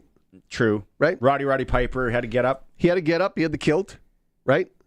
Terrible Terry Funk. No. I'm trying to think. Macho Man Randy Savage. Ooh, Macho Man. I loved him. I had that purple shirt. Oh. Macho Man Randy. And when then him and Hulk joined forces and Elizabeth was there and all that, I think that was a great thing. What was that kook that ate the turnbuckle? Georgie Animal Steel. Ate the turnbuckle. Somebody's crazy grandpa out there eating turnbuckles every week. Man, you go through, you're just driving home at the start of the show, we went off on some old school wrestling. Did you ever see the old Stampede wrestling? Absolutely. They used to tour through? Have I ever told you the Stampede wrestling story on this show? Go ahead. All right. Story time. We should get sponsored. We get a sponsor. We are at Stampede. I think I told this on the Nooner. That's where. Stampede Wrestling in the basement of the Centennial Auditorium in Saskatoon, which is like the Connexus Arts Center. Yeah. They had a ring in the basement where the Rams dinner was and all that. Weird place to hold wrestling. So we are in like grade 7-ish, whatever. We go and watch Stampede Wrestling. That toilet bowl, muckasing, all that. And it is, the guys aren't into it for sure. They're on the 7th. There's not a lot of people there. And the roof or ceiling, it's pretty low. It's super low. And they had lights. So one guy jumps off the top rope, hits his head on that light, plays it off like it's part of the thing. He's leaking on that bad white canvas everywhere. And it's like, even at grade 7 and you come to, we're looking, this is Bush League, guys. Like this. So remember the old, they had them at McDonald's too, the silver ashtrays? Yes. They were like, and you could bend them and you could shape them anything you want. They want. were everywhere because smoking was allowed. So I'm sitting there, I'm making knuckle dusters. Of course you are. Out of this thing, and I throw it in the ring. Well, sure enough, the guy grabs it and starts giving to this guy with the knuckle dusters, and that was my claim to fame. I was like, I made knuckle dusters for Stampede Wrestling in front of 400 people in the basement of... I saw it once at the old Exhibition Auditorium here in Regina. Mm-hmm. They've since torn that down. Yeah. It was a great auditorium for that sort of thing, right? Deep or high seating, the bowl in front of you. It was awesome. Also a great ring to sell cattle in. But, smelled great. Smelled great. Even I, and the part that always killed me is they all got out and got in the same van and carried on to the next town, wherever they were going after that. So, yeah. Again, please, someone build a time machine. So we can just go back and live all this. And now that we know what we know, go back and, and don't take us all, just take a few of us. Not everybody gets to come along. I remember the first time I went to WWF Wrestling at Sask Place. Then they came, like the big WWF show. Coming to Sask Place. It's, Barry Horowitz versus, it was just like a bad lineup. It was all the second stringers. And the second string ring. They didn't you expected the ring to have the WWF on the turnbuckles where Crazy George ate it was like this garbage ring. It was the the white canvas probably from Stampede Wrestling in the basement with the blood on it. And I'm like, well, this is come on. And it was a bad lineup, and I think maybe that Paul Orndorff might have been the headliner, or Greg the Hammer Valentine. I don't know, but it was a disappointing. And then they came back a couple other times they went. And then the time they came back, they had a big event in Saskatoon that was like nationally televised and all that. By then, I already... You'd already dismissed I've already found out that girls were a thing, and I was out of wrestling. I wasn't in anymore. I was like, but the 80s... Hey, these girls are neat. What a wild ride. Like the wrestlers, the stickers we talked about, and Hostess potato chips, and they just kept going with marketing. It was amazing. And there was 12, 20 channels. So you were exposed to that, and you were engaged. And it's a lot like when you think about the CFL and all these people that think they're experts and, hey, we got to get the younger kids. You can't. The kids now, watch a kid nowadays and tell me that he's going to go watch something for 3 hours. You can barely get 3 minutes of attention. Talk to any child psychologist. That's where they need to start. I've tried to get one on the show to be like, explain to people how the child brain works in 2025. They're not going to sit, even a hockey game. Yep. They're not going to watch that. They're not. Everything is phone, quick, TikTok, instant, boom, all that. It's like, hey, you can say till you're blue in the face, hey, it's great. People are talking about the league. Yeah. But if you say garbage and stuff like that, would you go to a restaurant when someone talks about the league? No. So talk about it as much as you want and talk about how you got to get to the youth. How are you going to do that? Talk about the kid's brain and how can you attract kids to sit and watch anything for 3 hours? It's a challenge. Sorry, where's your question hat? Yeah. Where's your the Croft Coulson? Croft Electric question. When you hat. put the Croft hat on, then we know. So there's a lot. I'm waiting for the NASCAR. We didn't get. We didn't. We just. There was wrestling, and you sat and watched wrestling, or you sat and watched. And they marketed to us, and it was like, I need that. There was nothing else on. I need that. Those thumb wrestlers, which were awful. You couldn't even the change channel was irrelevant. You had to get up and change it. Remember? Are you kidding? I'm watching black and white, so I'm old. Let's talk NASCAR. There we go. The Sportscage NASCAR Report, where rubbin' is racing, is brought to you by Croft Electric. 27 years of trusted, reliable home, farm, and commercial service for all your electrical needs. Visit croftelectric.com and on all socials. NASCAR last week was in Dover, in Delaware. Denny Hamlin won the 1 mile challenge there on the concrete raceway.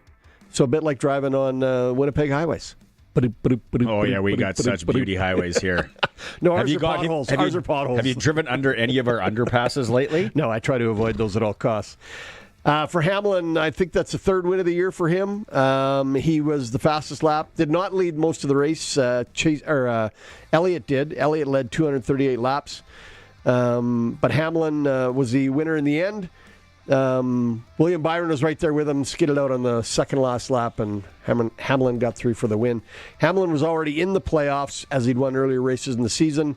16 of the spots in the playoffs, 12 are decided by winners. There's 4 spots open here we with go. 5 races left to go. I remember this last year. Yes. You educating me on this. Yes. Yeah. 5 races left to go. 4 guys, 4 spots open. Your boy, Reddick, is holding the final spot, or the lead of the non-winners in the playoff race. Pokey's boy. This weekend, we're in Indianapolis, right? Indianapolis Motor Speedway. Yeah. Still one of my favorite tracks. I'd love to go see it. Got to put that on my must-do list here shortly. Here's a question. Fire away. Go to Indianapolis to watch the race or go hunting with Brendan LaBatte up north? Oh, I'd go hunting. Yeah. Okay. Yeah. But good thing they're not at the same time, so I could do both. Yeah. Cooler. So Chicago, they had the street race. Chicago has decided not to do that next year and have the street race in the city. All kinds of issues around that, blocking traffic, all the rest of it. Instead, the Naval Air Base in Colorado will host a street race next year. The video online they've got with Instagram is fantastic to watch if you want to go out and see what they've got set up. NASCAR is going to the Naval Air Force Base in Colorado, and it's going to be, the street race will be on the Air Force Base, which will be incredibly cool. No doubt. And the flyby, I imagine, is going to be epic at that one. That'll be a bigger than usual flyby. So they might not even be a flyby. It might just be they're out there buzzing. They follow them right over the track. Have they done that before? Not that I can remember them being on a military base. No, not that. I mean, they might have in the past, and we can get our fact checker to look that up, but not that I remember. So I don't know if they've been on a base before, but did you say Colorado or Coronado? I thought it was Colorado. Is it Coronado? Coronado in San Diego. You said naval base in Colorado, and I was like, I don't think there's naval bases in Colorado. My mistake. Yeah, my lack of speech and reading skills is coming through. Coronado, it's a beautiful little nice track there. Yeah. You go across the bridge from San Diego. I lost my nephew He was in the water? What did you? He was 19 years old, so not even of age. He came on a CKRM client trip with us.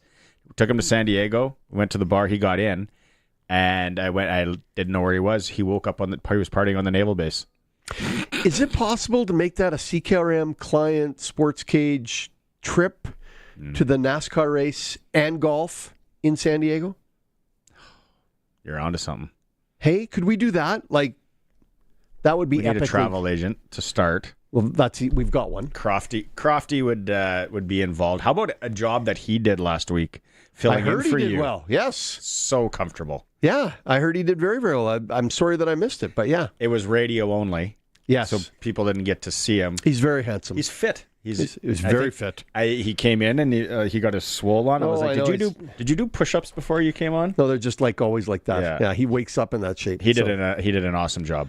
By the way, Chase Elliott is now the leader in the standings. He has surpassed William Byron. Got a 16-point lead on him. Is that it? That's it. That's all I got. It's for Croft Electric. 27 years of reliable service in and around Regina. CroftElectric.com. And you can find them on all the socials. We'll take a quick break. It is the Sports Cage. We are streaming at sportscage.com. This is where we play. This is where we live. Extreme Hockey and Sport is where we shop when we need the gear for our game in our town. Hockey is in our blood as much as the prairies themselves. Extreme Hockey and Sport understands this. That's why they provide the Saskatchewan Stars of tomorrow only the best. Every level, any budget, expert fit. They're your local sit and fit hockey shop. Extreme Hockey and Sport, 1425 McIntyre Street, Regina's hockey shop. 620 CKRM on location.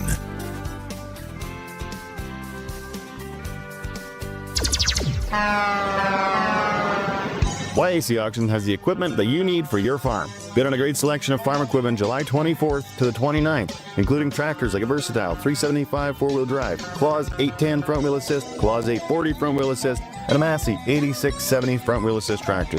There's skid steers, augers, sprayers, and a whole bunch more. Check it out online, yacauctions.com. Call us for more information, 306-782-5999, or come to the yard. We're just 4 miles east of Yorkton on Highway 10. The ball is snapped. He scans the field. He's going deep. What a play!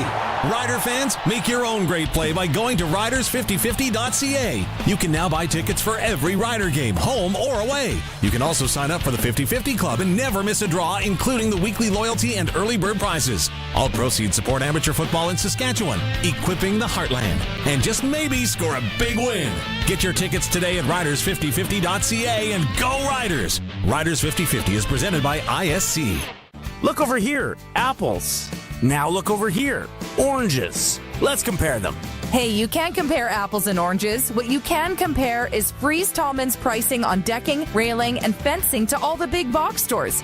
If you need a decking, railing, or fencing job this season and want to shop local, then Freeze Tallman in Regina and Fort Capel is exactly what you're looking for. Heck, they even deliver. There's no comparison. Freeze Tallman. Let's get you building. This is Sports Cage. Be part of the show. Call 936-6262 or toll free 1-866-767-0620. 620 CKRM.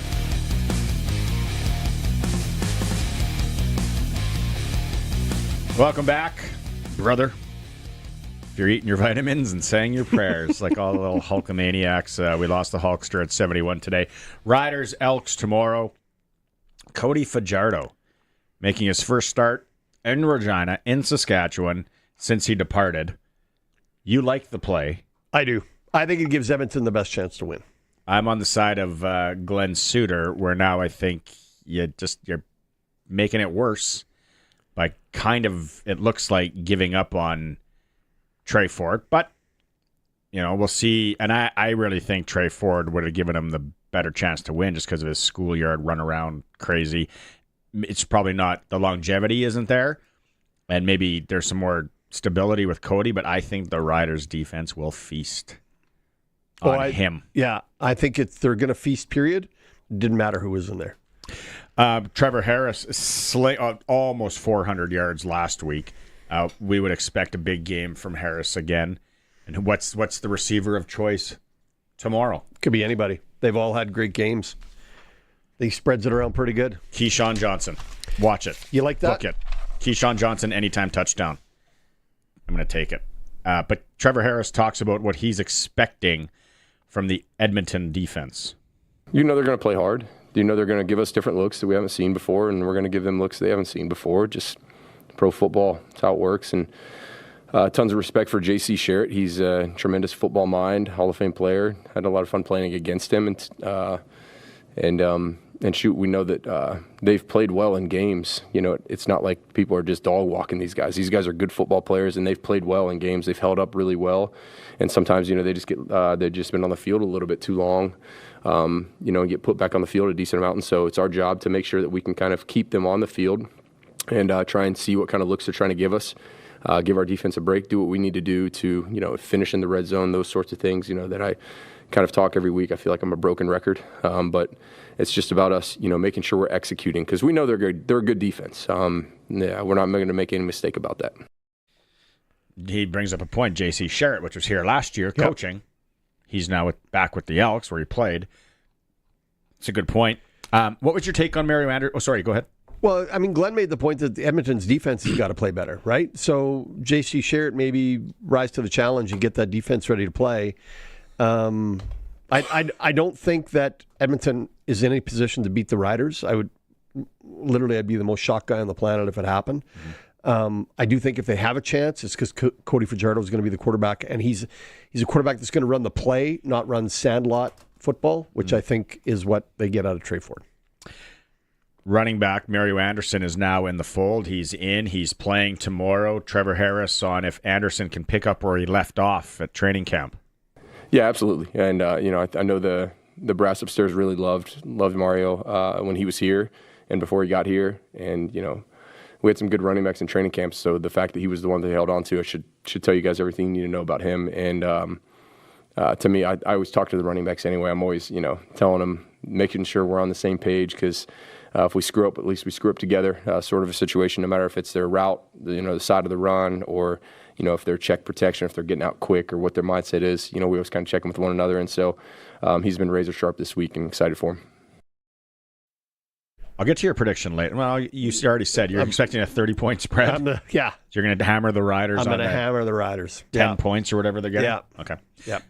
We'll hear more from Harris and Mace as we go along here. It is break time. It is the Sports Cage. We are on the home of the Saskatchewan Roughriders, 620 CKRM. 620 CKRM is your home to country's greatest hits and the 90s at 9. 1 full hour featuring the biggest hits of the 90s. Garth, Reba, Alan, Shania, George, and so much more. No cassette tape or CDs required, and 90s mullets are optional. 90s at 9 for the town of Wolseley and the voice of Saskatchewan. 620 CKRM. 620 CKRM on location.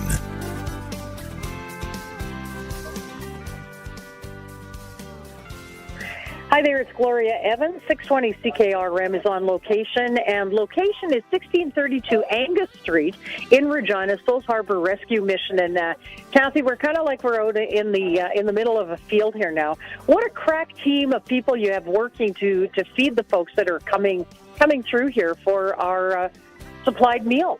They're doing an amazing job of making sure everybody is getting dinner tonight. And we've got hot dogs, and there's potato salad, and of course we have a great sponsor we want to thank. We want to thank LS Security and Sherwood Co-op for providing the food for tonight's dinner. And you know what? If you've got a business or you've got a group of people that would like to do one of these dinners, it's pretty easy. Just stop by Souls Harbor Rescue Mission. Maybe you want to pop by tonight and see how it's going. For 620 CKRM, we'll be right back. I'm Gloria Evans. The annual Gateway Festival, July 25th to 27th, bringing great musical acts to southern Saskatchewan, featuring Washboard Union. It's that hometown feeling, baptized, screaming, riding those streets that you've always known. Nice Horse, Jake Vaudeland, and more than 20 others. Plus a parade, car show, food trucks, children's activities, and camping. The annual Gateway Festival, July 25th to 27th in Bengoff. Tickets and more info at gatewayfestival.com. Get ready to kick some serious Barossa this harvest. You've put in the time, put in the work, put in all that effort to get here, and now it's go time. Barassa & Sons is with you. Find everything you need this harvest season with trusted used equipment, combines to headers, augers to grain carts. Visit online or stop by in person. We're in go mode with you. Everything's online at ebarassa.com. You're in it to bin it dealer. It's an F-Series summer this July at Capital Ford Lincoln. Save up to $18,000 on new Ford F-150s. Or lease a Super Crew 4x4 for just $499 a month at 0% for 2 years. Go big on a brand new Super Duty and get up to $15,000 off. And our pre-owned lineup is stacked. Buybacks, lease returns, premium local trades, and more. We're under construction, but we're open for business. It's an F-Series summer, only for a limited time at Capital Ford Lincoln in Regina. At McDougall Auctioneers, we're not just selling heavy equipment, we're powering progress. Hi, this is Riley McChesney. Our online auctions bring together the best machinery and the biggest network of buyers. Whether it's construction marvels or industrial giants, we sell with expertise and a commitment to value. Choose McDougall Auctioneers for auctions that move as fast as your business does. McDougall Auctioneers, 1-800-263-4193, or visit us at mcdougallauction.com. There's nothing to make or eat at home for supper tonight, and I'm starving. What's in the fridge? That old casserole from last month? Mac and cheese? No, I had that for breakfast. What about the pantry? That canned fish stuff? Ugh, this is no way to live. Wait, I'll order Western Pizza. That is a way to live. Western Pizza. Big on toppings, big on taste. Dine in or takeout. Order today. And get it hot and get it fast. Western Pizza. 620 CKRM on location. All right, we are on location celebrating the 35th anniversary, serving southern Saskatchewan at Souls Harbor Rescue Mission. Kathy Ingram, you've got some amazing numbers of what has happened in the last 35 years here. Totally so. So in the last 35 years, we've provided over 3 million meals to those in need. We've provided over 200,000 hours of addictions programming and over 150,000 nights of shelter we've provided. Now, if you want to help out and be a part of the growth of Souls Harbor Rescue Mission, I mean, there's so many different angles that there are people that are within our families or our friend circles that could be going through something and you might not even know it, and they could come to Souls Harbor. Totally so. So we will help you as you need help or whatnot. If you just need a meal, come on down. We've got you for supper. If you need a place to stay, we'll help you out. And for the general public, if you want to help us help others, jump on our website at shrmsk.com and make a donation. For 620 CKRM, Souls Harbor Rescue Mission, I'm Gloria Evans. Country Corner is brought to you by EMF Market Mall. Open Thursday to Sunday at 1217 Broad Street. Look for EMF Market Mall on Facebook. 620 CKRM and Sherwood Co-op are proud to present Blue Rodeo at the Queen City X this upcoming Wednesday, July 30th. The concert kicks off at 8:30 in Confederation Park. Get your tickets at queencityx.ca. Take in all of the fun at Wawota Heritage Days, Saturday, August 2nd. Pancake breakfast, parade, Little Buckers Rodeo Series, Saddle Ridge Petting Zoo, and more. The cabaret features live music from the country band. Full details on the Wawota Heritage Days Facebook page. And the Strongman competition and cabaret in Lemberg is Saturday, August 9th at 1 p.m. Plenty of strongman events, and you can participate in competitions. The cabaret in the rink features supper from 4:30 to 7 and the Igniters Band. For more information, visit 620ckrm.com. It's time for the Sports Ticker. It is for Extreme Hockey and Sport Riders news. Noah Zaire will start on the O-line. Zach Fry is out tomorrow. Also, the Elks have a starting quarterback. They named Cody Fajardo their guy tomorrow, 7 p.m. Things start here with the Rider broadcast crew at 4 p.m. Canadian Football League Week 8 starts tonight. Montreal Alouettes, taking them on the points, in Calgary to take on the Stamps. 5 former members of Canada's 2018 World Junior Hockey Team were acquitted of all charges today in a closely watched sexual assault trial. Michael McLeod, Alex Formerton, Carter Hart, Dylan Dubé, and Cal Foote had been charged with sexual assault in connection with an incident in London back in 2018. Western Canadian Baseball League. Red Sox, busy stretch there in Lethbridge tonight. Swift Currents and Saskatoon, Medicine Hats and Moose Jaw. Provincial Senior Golf, Regina's Kim Walker leads on the women's side. This is seniors at the Chinook and Swift Current. Rick Hallberg from Cadosi and Brad Phelps are battling on the men's. And the Jays take on the Detroit Tigers tonight after taking 2 of 3 from the Yankees. It's for Extreme Hockey and Sport, where right now they got select helmets, Bauer style, 25% off if you need a lid. See the local sporting goods store, Extreme Hockey and Sport. Let's go.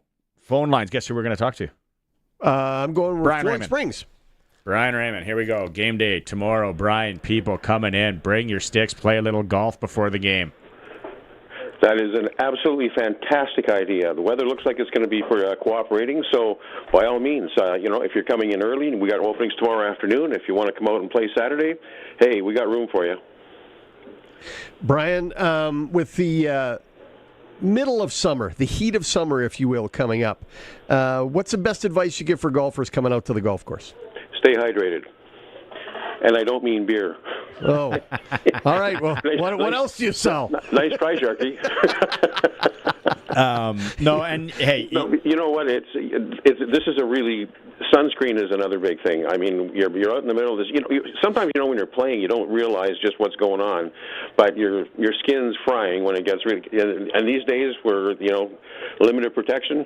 By all means, make sure you have sunscreen and be hydrated. Take water. And if people just want to play 9 holes, let's remember you can play 9 out there.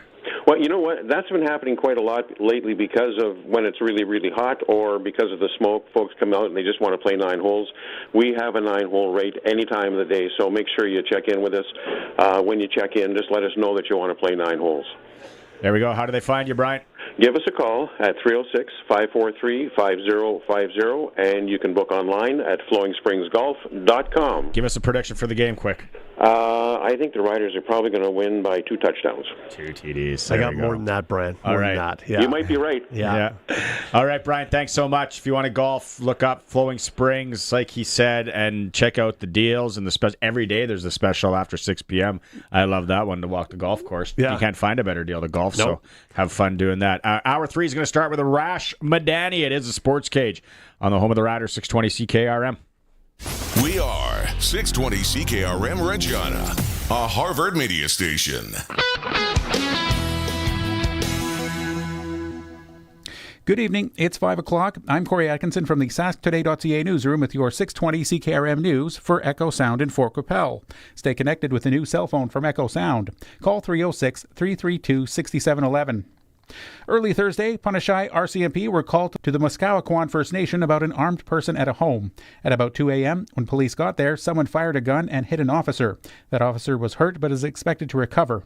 The suspect ran away but was found later near Lestock by the RCMP's Critical Incident Response Team. A dangerous person alert was sent out and then lifted once the suspect was arrested at about 8:50 a.m. Investigators say other people in the house were not hurt. Charges have not been laid. Sax Power's carbon capture and storage unit at Boundary Dam Power Station is working again after a major plant shutdown.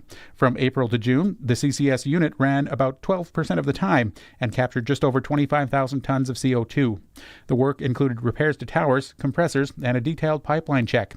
Sax Power says emissions stayed below the carbon tax threshold. The unit came back online on July 8th. Since 2014, it's captured almost 7 million tons of carbon. Rainfall last weekend brought mixed results for Saskatchewan farmers, according to the weekly provincial crop report. While some regions got needed moisture to help crops fill out, other areas got rain too late to help. The rain and cool weather improved topsoil moisture levels for croplands and pastures. Haying is almost finished but was slowed by the rain. Farmers report pests like gophers and grasshoppers continue to cause damage. The Ministry of Agriculture reminds farmers to work safely as they prepare for harvest, especially with dry conditions increasing the risk. 5 former members of Canada's World Junior Hockey Team have been found not guilty of sexual assault in an encounter with a woman at a London, Ontario hotel room 7 years ago. Ontario Superior Court Justice Mario Coroccia delivered her ruling this afternoon to a packed courtroom, capping off a complex trial that captured national attention this spring. The complainant's lawyer, Karen Bellhumer, called her client courageous for fostering a national conversation about consent. To those other brave souls who are willing to do whatever it takes to pursue justice, we hope you do not give up. In a country where only 6% of sexual assaults are reported to the police, courageous people like you are important. Without you, there is no criminal accountability at all. Lawyers for the accused thanked the judge for her verdict, with one lawyer accusing the Crown of knowingly pursuing a flawed case that was unlikely to result in a conviction. And sports entertainment icon Hulk Hogan has died at age 71. Police in Clearwater, Florida, say authorities responded to a call about a cardiac arrest. No foul play is suspected. Hogan's real name is Terry Bollea, and he was perhaps the biggest star in WWE's long history. He was the main draw for the first WrestleMania in 1985 and was a fixture for years. Hogan was also a celebrity outside the wrestling world, appearing in movies and TV shows, including a reality show on VH1, Hogan Knows Best. That was your 620 CKRM News. Read more stories from around your community and around the province at sasktoday.ca and 620ckrm.com. Your weather is next. Way to go, Travis Kelce. I mean, son. As fun as it is watching your 5-year-old run the wrong way or pick dandelions on the football field, what if I told you you could watch your favorite sports or shows on the go anywhere? Well, you can with MaxStream TV from Echo Sound, your SaskTel authorized dealer. Take MaxStream anywhere you go. Oh, wrong way, buddy. MaxStream and great internet plans available at Echo Sound, your SaskTel authorized dealer in Fort Capel, echosound.ca. Let's get out on the water. Now is the best time of year to buy a boat or pontoon at Kevin's Marine. Cast a line in a Lund fishing boat. Take the family out on a Four Winds boat. Or head out on a pontoon by Harris or Crest. Powered by Mercury Motors at the lowest prices of the year. There are manufacturer's rebates, dealer discounts, and low payment financing on a great selection of boats and pontoons. Plus Shoremaster aluminum docks and lifts. Kevin's Marine in Fort Capel. Enjoy your summer. Get out on the water. Stop by or shop online at kevinsmarine.com. Weather brought to you by Line X Regina, Serious Protection, Killer Looks, 1865 McCarra Street. Tonight, mainly clear sky, dropping off to around 17 for the low, and tomorrow, mainly sunny sky. The wind will pick up for the afternoon as we make a run at 30 or just above. 31 is our forecast high tomorrow. We're still dry right through the week. A few extra clouds may start to mix in tomorrow. Any significant threat, and it's really not that significant for showers, is well east of us tomorrow. The sunshine should keep any showers at bay on Saturday, so 28 is the high. The end of the weekend, though, does bring in a few showers, a decent threat for a few developing through the afternoon on Sunday. The computer models are definitely showing some moisture coming in from this little frontal system, but they're not showing us a lot of moisture because, well, there just won't be that much. It's not a particularly strong front, just a slow decline of temperatures behind it, although at least Monday, thanks to some extra clouds, we're a little cooler. It's not so much the air mass, just a little extra cloudiness. 27 is the high on Sunday, 22 on Monday, with some isolated showers mainly in the afternoon, drying back out for Tuesday. With your 620 CKRM weather forecast, I'm Precision Weather meteorologist Phil Spivak. He's at it again. Matt's sharpening his pencil to save you money at Matt's Furniture. Now till July 30th. Buy any qualifying Whirlpool or Maytag front load and top load washers and dryers and save an extra $150. See the sales associates in store for all the details and the list of qualifying models. It's time for a new washer and dryer with Whirlpool and Maytag. But hurry, it all ends on the 30th. Matt's Furniture in Fort Capel, Kamsack, Melville, and Foam Lake, or online at mattsfurniture.ca. 620 CKRM on location. It's Gloria Evans in the field office. We are out at Souls Harbor Rescue Mission, located at 1632 Angus Street. 35th anniversary, Kathy Ingram, and this year is jammed full of different events and ways for people to get involved. Totally so. And one of the things that you can do to see what we're up to for the remainder of our 35th anniversary year is to follow us on Facebook and on Instagram. And if people are interested in, we've mentioned about being a sponsor, you know what? You don't have to be a big sponsor, but getting that monthly donation is ideal. Totally so. So a monthly donation allows us to have constant income that we can rely on, and we're not going check to check. And that means not only the programming, but also like feeding people that are coming here on a daily basis. And I'll tell you, it's made a lot of people's lives a lot easier. For 620 CKRM with Souls Harbor Rescue Mission, 1632 Angus Street, still hot dogs. Stop by, say hi, and meet the volunteers and the staff. I'm Gloria Evans. When you want the best for your truck, you want Line-X. Your truck has withstood the harshest elements Saskatchewan has thrown at it. Rocks, gravel, rain, sleet, and snow, and left with no chips, no rust. Line-X protective coating keeps your truck's bed liners, rocker panels, and bumpers looking like brand new. Don't settle for Brand X. Go with Line-X. It's serious protection. Come see why everybody loves taking their truck to Line-X Regina for their rocker panels, bumpers, and more. Line-X. Make your truck complete. 1865 McCarra Street. Broadcasting from Century Studios in downtown Regina, Harvard Media presents The Sports Cage, where Saskatchewan comes to talk local sports. Brought to you by Access Communications, trusted in rural Saskatchewan for internet, TV, and home security. Be part of the show. Call 1-866-767-0620 or text 306-936-6262. The Sports Cage. Streaming at sportscage.com, our YouTube channel, and on the radio at 620 CKRM. Hour 3. Thanks for making some time. If you're driving home or driving to the lake, you haven't picked it up on the podcast, you might want to do that later because we had Brennan LaBatte, former rider, on in hour 1. Was that a lot of fun? That was good. Glenn Suitor in hour 2. It's been a great show. Sharky's with me when Sharky's with me on Thursdays. It's for Flooring Superstore, 20 years of experience, and they have a massive warehouse. And whether you need it done yourself or needed it done, or you can do it yourself, the cash and carry prices can't be beat at Flooring Superstore. Thanks to Access Communications, our sponsor of the Thursday Sports Cage. Access Communication, they are trusted in rural Saskatchewan for internet, TV, and home security. Rider game day tomorrow. If you are hungry, if you're driving home right now, I'm going to possibly piss you off. Oh, yeah. KFC End Zone Big Crunch on Rider game days at all participating KFCs in Saskatchewan. The End Zone Big Crunch, $4.95. The Big Crunch Combo, just $7.95. All participating KFCs in Saskatchewan on Rider game days only. Now I am craving a French fry and gravy from KFC. Or the Western Pizza, too. Don't sleep on the Western Pizza Rider special. It's a good one. Heck of a deal as well. Western Pizza guest hotline right away with the Rash. A lot to get to. And if you're going to the game tomorrow, tune us in. 4 p.m. It all starts right here. I'm 3 to 4 tomorrow. Just an hour of me. Then they get me out of there. Like I said, they don't trust me with any of that. I'm the guy you don't want driving your boat or being on your... on the Rider broadcast. Pre-game show, yeah. Ooh, this guy's going to say something stupid, isn't he? Yeah. Yeah, I know. That'll be a lot of fun. Let's go talk to Arash right now. It's time to go coast to coast with Arash Madani for Smart Investing Solutions. Be smart with your money. Call Brian Gawley at Smart Investing Solutions, 546-2533. All you little Hulksters... Hold on. Eat your vitamins and... Hold on. I got to bury the lead here because I have a Brendan LaBatte story. You had Brendan LaBatte on for the first hour. We're going right to Hogan. It's up to you. Well, I was going to go to Hogan, but now you killed it. Take two coming down with some Barney. fun. Sorry, I interrupted. This is live radio. Look at that shirt. If you're watching the stream. That's beautiful. Icon versus icon.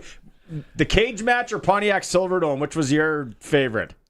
This is Pontiac. This is the T-shirt from the Pontiac Silverdome, WrestleMania 3, Hogan versus Andre. I got it at the Hulk Hogan's shop on Clearwater Beach, not to be confused with Hulk's Bar, about 4 doors down from Hogan's store, where in the spring of 2022, during baseball spring training, I watched WrestleMania at Hulk's Bar. And the creatures in that place that night, fellas. I mean, it like what you could imagine Hulk's Bar on WrestleMania Sunday would look like in Clearwater Beach, Florida. It checked every box. There were probably some former wrestlers in there. The terrible Terry Funks of the world. I don't know if he's passed on. Barry Horowitz, Steve Lombardi. What was that? I think there were a lot of people in that bar who thought they were wrestlers. But what an icon. the body slam of Andre the Giant in the Silverdome. I remember them coming out in those little carts and how big of a deal Bobby the Brain Heenan with Andre the Giant. And that was the biggest crowd for like an event, a sporting entertainment event, because the Silverdome was massive. If you were up in the nosebleeds and you were like, you're looking at it, like that ring would have been so small, but what an event. And then he body slams him to win. And then the leg drop. So it's so hard to even like start explaining this in 2025 of what the spring of 1987 was. Okay, 93,000 people inside a dome. Yes, that is transferable. But if you wanted to watch that anywhere, WrestleMania 3 became iconic because it was one of the first events that was available on closed circuit. So that meant if you were in Regina or Halifax or whatever, you'd have to go to like a public event, either a movie theater, an arena, and that was the only place that it was available. It was like way before the internet. It was way before social media. It was way before pay-per-view. And that became the event. Like WrestleMania 3, 1 and 2 were, the original and then the weird kind of sequel. WrestleMania 3 put it on the map, and it's because Andre did business and Hogan became as mainstream and hot a superstar in the North American, not just in the North American kind of like sports conscience, but he transcended into pop culture as a pro wrestler. Like he became an actor, like all that stuff. He was an actor, though, as a wrestler, right? He's just a very in-shape actor. Then he became Mr. Mom. Then he became Suburban Commando. He was in one of the Rocky movies. Like Sharky didn't remember Thunderlips. Sharky didn't remember him as Thunderlips in Rocky 3. Don't point at me like I did something wrong. I just didn't know.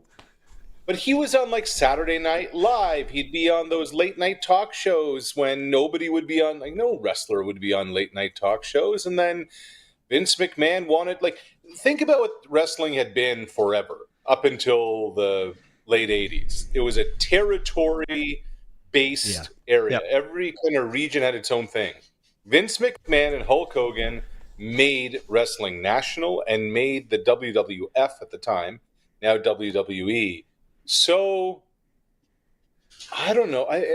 Is the word acceptable? It became very water cooler conversation and became very national very quickly. It cleaned up the entertainment. It changed the way it was presented and made it a bigger show than it was before. Like you said, it was very regional.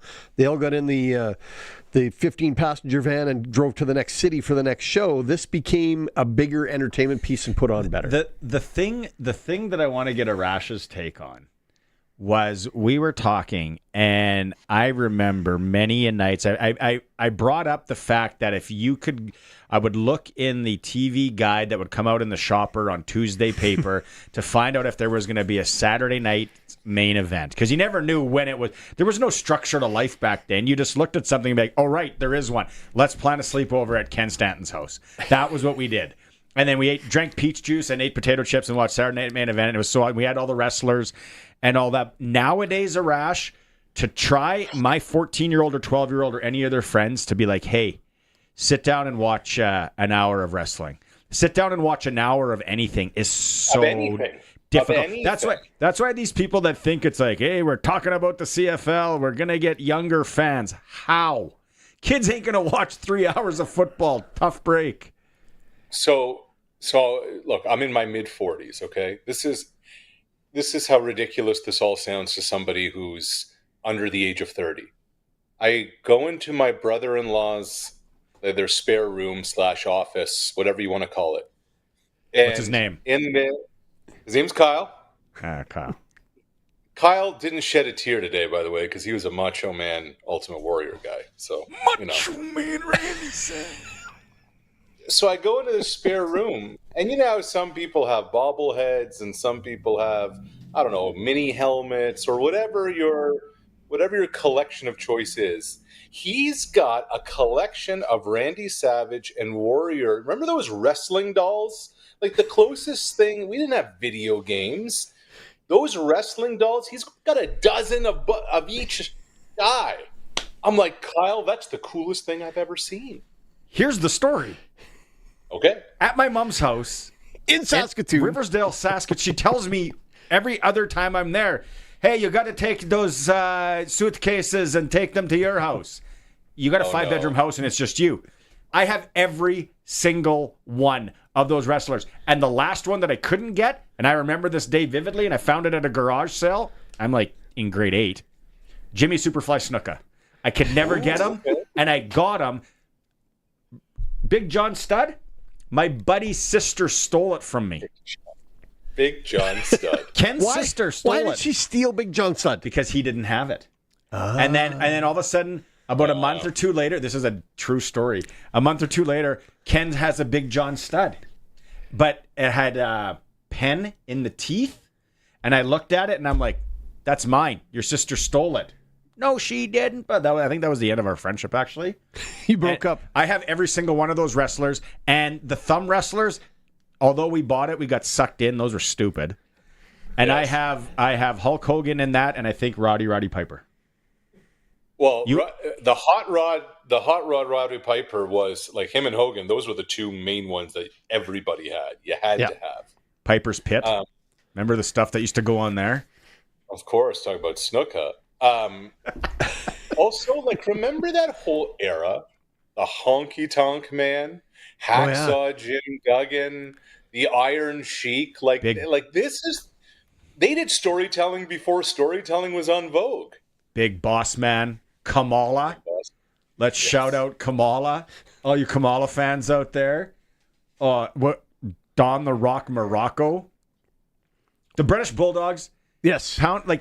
They were cool. They were. They weren't British. No. We didn't know any different. Killer Bees, Brutus Beefcake, Greg the Hammer Valentine. Don't forget Listen to your childhood come out. Nikolai Volkov. When he played that anthem, when he rolled in. But was it the actual Russian anthem? Oh, yeah. It was so and the cool, Rash. Went on, you would be so canceled today in 30 seconds. Oh, without a doubt. Without a doubt. Oh. How about Elizabeth, too? George the Animal Steel, that psycho that used to eat turnbuckles, and then he had the hots for her, and then Macho Man beat the snot out of him. Like, we were sucked into all this. It was... Now, so people are thinking we're speaking Chinese, right? We're talking about the 80s. Yeah. But this is where... Hey, Mr. Fuji. Shout out Mr. Fuji. Mr. Fuji, yes. The manager to Yokozuna, who was not Japanese. He was Samoan. So Hogan enters the mainstream. He was always the good guy, right? He was always the baby face, say your prayers, eat your vitamins, whatever. Then comes the biggest heel turn in the history of, like, entertainment. Like, Hulk Hogan became the bad guy at Bash at the Beach in 96. NWO. Like, there was nothing hotter than the New World Order. Remember, those guys were just Nash, Hall, Hogan, those three, and just what that was at a time where the Monday Night Wars were real between Raw and Nitro. It was a time. So I remember that, but I wasn't a wrestler. I jokingly said to Sharky, by then I had a girlfriend in my own car and all that. I was out of wrestling, but I remember.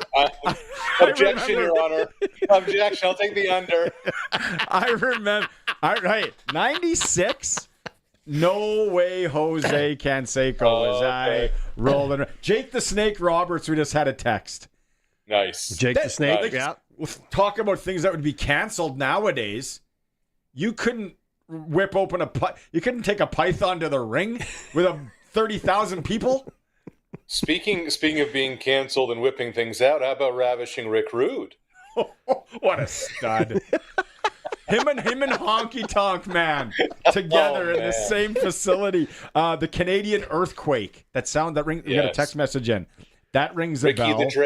Actually, WrestleMania 3, Ricky the Dragon Steamboat and Randy Savage had a hell of a match in that. Was that when who hit Ricky the Dragon Steamboat with the bell in the neck? And everyone thought he died. They played that on. And then the steel cage matches. Guys are jumping off the steel cage. Like, that's following like a story and a half. 2 stories. He fell. Somebody took the bell, and Ricky the Dragon Steamboat got her right in the throat. Well, shouldn't have done what he done. That wasn't in the script. I'm sure. Jake the Snake Roberts. Let's go. Kelly. Okay. Where else can we go on? Are we done with wrestling? Because we'll be here all day. Yes. Okay. Why don't we just end it there? Yeah, we avoided trouble, so let's. Yeah. I got Kelly, who's messaged in for 3 days, and I feel bad. He wanted me to, or she, wanted me to ask Glenn this question. Willie Jefferson, why hasn't he been fined? I did see that play. I am very confused as well. Willie Jefferson's hit. Do you know anything? Why he hasn't been fined? Have you heard anything there? I haven't. I will look into it, Kelly, and I will report back next week. You have it. You got my word. Or text me, and I'll report tomorrow. Or text you and let you know. Yep, I'll find out. See, Kelly, we're making you listen tomorrow. Hillbilly Jim, TC and medicine hat. Oh, like that was a costume. How are that guy's overalls after 3 and 3? Oh, man. Bad News Brown. Don't forget him. Hillbilly Jim. He had a wrestler. Yep. Oh, what a nerd I was. Oh, was it fun, though? What a ride, man. What a childhood. And then the Hulkamania workout set, which I never got. Oh, but of course. Ken had it. Of course, Ken had it. Sister probably stole it from somebody. That thing was, but you could have sold us anything back then, Arash, because like I said to Sharky, we had nothing else to do. We sat on our parents' shag carpet with our legs crossed, and we watched wrestling, and then we went and played wrestling, and then we just waited for the next wrestling. If you were to out Ken's sister by name, is it still libelous, or is the statute of limitations snapped 40 years later? I think it's snapped. I think you're good. Yeah, I think legally you're good. I don't know. I can't remember. You can't remember her name? 3 legal experts here after all. So No.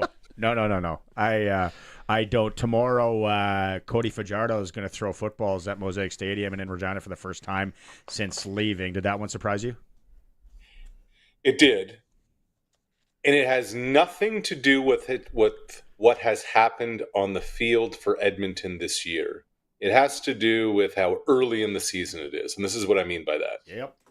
I called it. Under 6 weeks. It's still the month of July, but way more than that. And fellas, just bear with me. Let's rewind the clock even further to late last fall.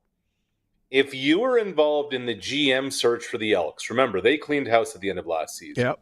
If you were in the GM search, if you were in the head coaching search, if you were being talked to about the offensive coordinator position in Edmonton, it was made clear to everybody at that chain of command that Trey Ford was going to be the starter. And that directive came from their new president, Chris Morris. Now, I don't know if that's Chris Morris passing along ownership's wishes. We want to have a Canadian quarterback. We want to sell tickets with a Canadian quarterback. Maybe the owner believed in Ford. Or was it Morris himself, a former player, an offensive lineman, head coach at the University of Alberta? He was hell-bent, believing in Trey Ford, etc. But at every step along the way, from last fall through the off-season, through the spring, through training camp, it's Trey Ford. It's Trey Ford. It's Trey Ford. For this to happen this quickly, that's the wild part, and it makes you kind of start to wonder what Ford's future could or couldn't be. We just don't know. If Fajardo has some success the next couple of weeks, wow. If he doesn't, then what? I find this whole thing fascinating because of kind of the tentacles of the whole thing. I was never a Trey Ford fan, not at any time, because I don't think he plays quarterback in the system. He plays sandlot quarterback, meaning you're the bottle cap, you're the broken piece of glass, you're the yellow stick, and out you guys go, and I'll try to find one of you while I run around. I don't think he gives them a chance to win every night, right? He's great to come in maybe in relief or if there's an injury or if you want to completely change the way the defense looks at you. But Trey Ford as a starting quarterback does not play quarterback. I'd like to see Trey Ford be their third down guy or their short yardage guy or where they, the running back they put in when they got two quarterbacks in. But I don't think he's going to give you a chance to win every night. And Sharky, we can talk about the football side of it and what he can and can't do, etc. This is what's fascinating to me. It's not just that Trey Ford was quarterback last year for Edmonton. At the end of the previous season, he was starting games for the Elks. Like, there has been a body of work, and the organization decided this is our franchise quarterback. They paid him to be the franchise quarterback. They were hell-bent the whole way on this being the franchise quarterback. Not that McLeod Bethel Thompson is much right now at this stage of his career. They traded McLeod Bethel Thompson away, remember, in the offseason to Montreal for Fajardo. And on his way out, MBT was like, this isn't the right call. He's not the guy. So they put all their chips in the middle of the table with one card up and one card face down, but they were that convinced that either the dealer was going to bust or somehow this hand was going to win. You make me want to play blackjack for starters. But text line, Dion earlier, even though I'm excited that my Eskimos benched Ford, I don't see how the Riders' offense doesn't roll over the Eskimos' terrible D. And then he says, Ford should never start again for the Eskimos unless injury. There isn't one team in the CFL that Ford would be a starter from season opener. Eskimos fan. This is why I push back on this. Okay? Two reasons. The easy one is, Trey Ford just a couple of weeks ago had a perfect quarterback rating. Okay, so let's not throw the baby out with the bathwater. That's one. But here's the other one. What was the last part of that sentence, Barney? Just reread that if it's still in front of you. There isn't one team in the CFL that Ford would be the starter from season opener. I would suggest that Ottawa could have been an option this year. I would suggest with Chad Kelly out that Toronto could have been an option this year.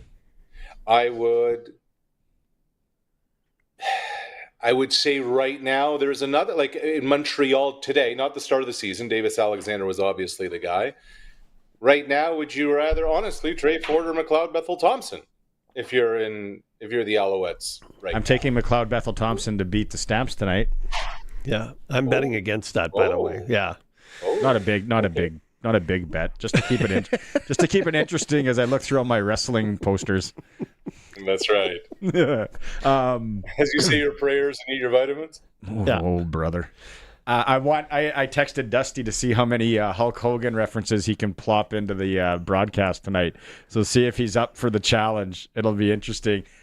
Hey, Winnipeg goes into Toronto, rematch of last year's Grey Cup, which fast forward a few weeks and it feels like anything but two championship contenders.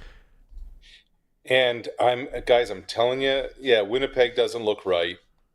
I give them more of a chance just because their roster's better and the fact that they have 3 wins and Toronto has 1. I heard Chad Kelly practice this week. Chad Kelly is nowhere near playing. Nowhere near game ready. He's just not. Then you look around the Argos roster, you lose your best offensive lineman to the scooter accident. The cupboard's bare when it comes to real talent there. Like, the moral of the story is win when you can, because you never know when it's all going to come apart. Yeah. But I'm telling you, like I've been saying this, Barney, now for 2-3 weeks now. There is just as good a chance that we do not see Chad Kelly the rest of the season as there is we get to see him at some point here over the next few weeks. You have been saying that. Let's say, quickly, do you want to say anything on the Hockey Canada verdict and the fallout today? I saw this from the Secretary of State for Sport for Canada, Adam Van Couverden. Vancouverton won gold for Canada in the kayak at the Olympics. And part of his message was this. He said, "We take note of the independent court's decision today." Vancouverton wrote, "This is a critical moment in sport. The case has sparked a national conversation about safe sport and the problematic culture in men's hockey." Vancouverton went on to say, "It is the voices of women and the courage and bravery it takes to come forward that have led to the changes in toxic culture that we are seeing." And he goes on to say, a few more things. I think there's a lot there for people to digest, no matter what the court's ruling was today. Colson's got the question hat on. Yep, he's got his question cap on. He's ready. No, I'm just ready for when you're wrapping things up. I found something about the bell and the dragon. I've got a text message. It was Randy Macho Man Savage. It was. Who hit Ricky the Dragon Steamboat in the throat. And Perry, I just love the listeners when they start firing in texts. Hot take, Perry. He goes, Shank, don't forget about Tatanka. Oh. Classic good guy, bad guy, depending on who he faced. I remember Tatanka. Who didn't want a red mohawk running around elementary school?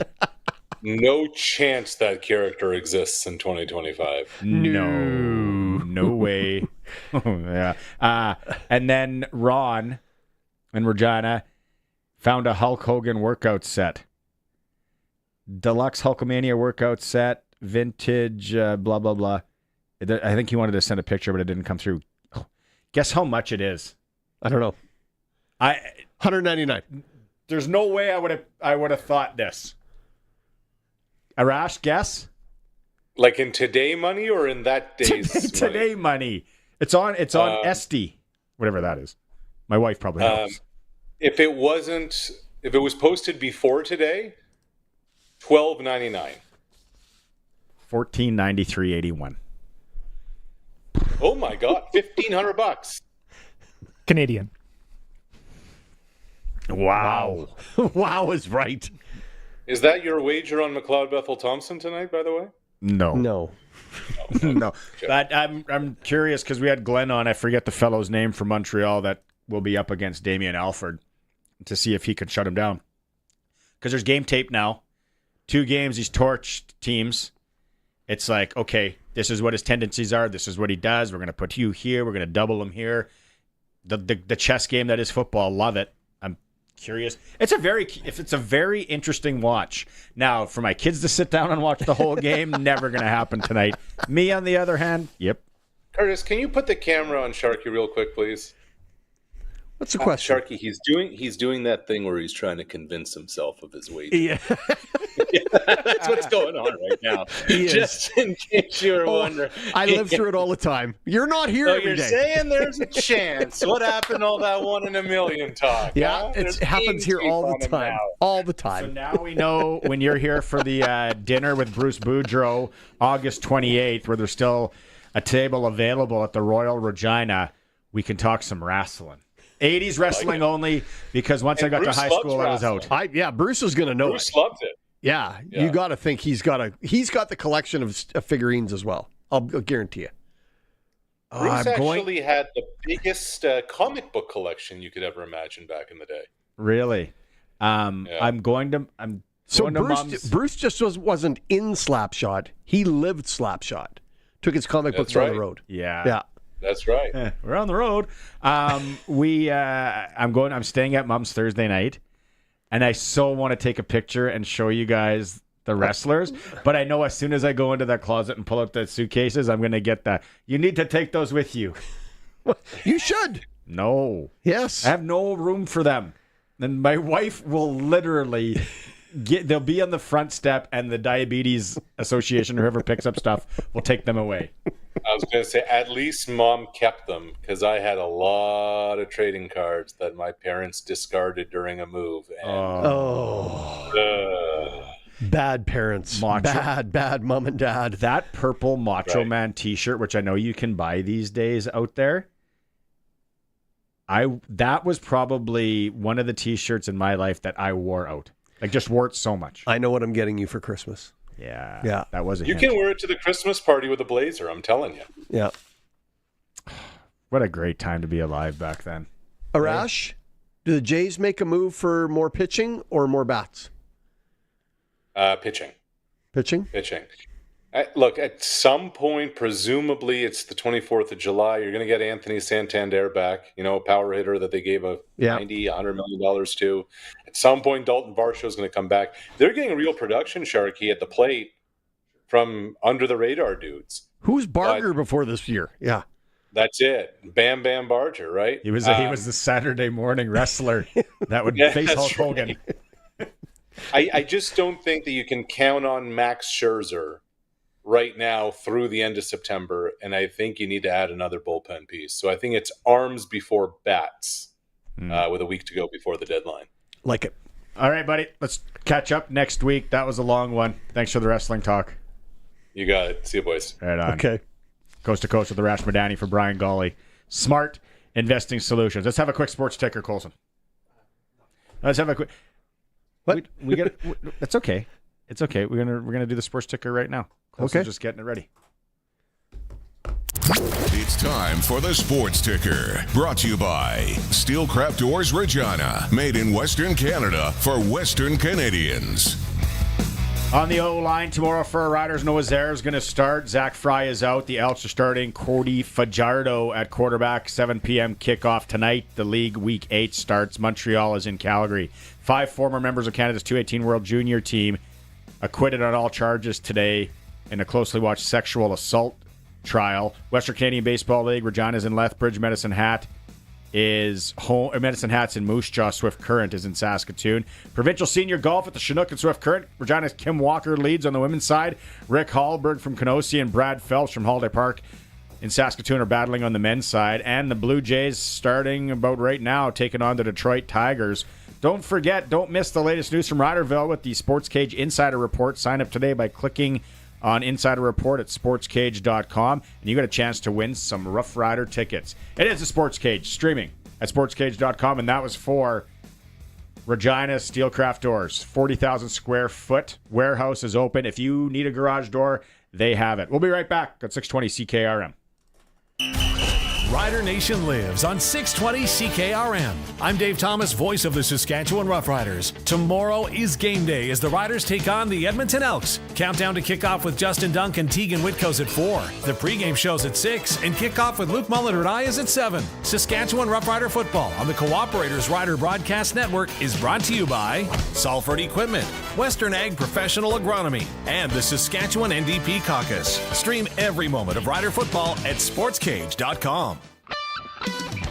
620 CKRM on location. Hi there, it's Gloria Evans, and look at this Souls Harbor Rescue Mission team here. They are doing magical things. We're located at 1632 Angus Street, and while our day is kind of wrapping up here, Kathy, just a reminder of the great support that you have. 100%. Our volunteers so far today have served over 350 hot dogs, and we're still going. People are still showing up, and our volunteers are doing amazing. Now, if people want to learn more about the program, because there's a lot to learn, and a tour of this building would be a real highlight, I think, for anybody who wonders what goes on with Souls Harbor. Totally. So anybody is welcome to come for a tour. Check out our website at shrmsk.com and send us a quick message, and we'll get you hooked up with a tour. You can come see what we're up to and just have a chat. Okay, located at 1632 Angus Street, and we'll be back with more information, 620 CKRM on location. The Rough Rider and Children's Hospital Foundation's lottery is back, and it's a game changer. Picture yourself in a sleek new Porsche, or toes in the sand in stunning Greece, with 10 spectacular grand prizes, and your best chance to win $1 million. The life you've imagined is closer than ever. Over 1,000 epic prizes, from luxury vehicles, bucket list vacations, to fantastic rider prizes. Support Saskatchewan kids. Get your tickets now at riderschildrenslottery.ca. Please play responsibly. Lottery license LR250022. Rider Nation, it's the most wonderful time of the year and the most intense night of the summer. It's football season. Celebrate Christmas in July when the Riders take on the Elks Friday, July 25th. Mosaic Stadium shines with action on the field and Rider pride in the stands. Get in the festive spirit under the lights. We're bringing the chill with festive fun, holiday vibes, and full throttle football. Riders versus Elks Friday, July 25th. Kickoff at 7 p.m. Fill your stockings with tickets at Riderville.com, presented by Purolator. A rolling stone gathers no moss? What a weird saying. Does it gather moss if it's not rolling? So many questions. But what I don't question is where I get my tires. When your vehicle needs the right tires, see your local Cooper tire dealer. Your local Cooper tire dealer carries Cooper Pro Control tires. They're designed to wear evenly for crisp handling and engineered to take on water while maintaining grip. Ask your local Cooper tire dealer about Cooper Pro Control tires today. They'll keep you rolling. If you've got a Steelcraft garage door, you've got a door with parts manufactured and assembled right here in Canada. A door with better insulation and seal, plus a warranty you're probably never going to use. And if you don't have a Steelcraft garage door, you should get one. Don't just hang a door, install a Steelcraft. Turn curb appeal into curb envy. Steelcraft door, Steelcraft door, Steelcraft door. We offer more. Steel-craft.ca. You say, come on, yeah. And your cows say, moo. So you tell them, your water is literally right over there. And then they say, like, moo again. Your cows are divas, and you can't make them move to the water, so move the water to the cows with the Keln Solar Livestock Watering System. Off-grid, low hassle, cow approved. Very moo. Visit kelnsolar.com. Sportscage continues. You can watch our live stream at sportscage.com, on our YouTube channel, and always on the radio. Saskatchewan's voice for local sports. 620 CKRM.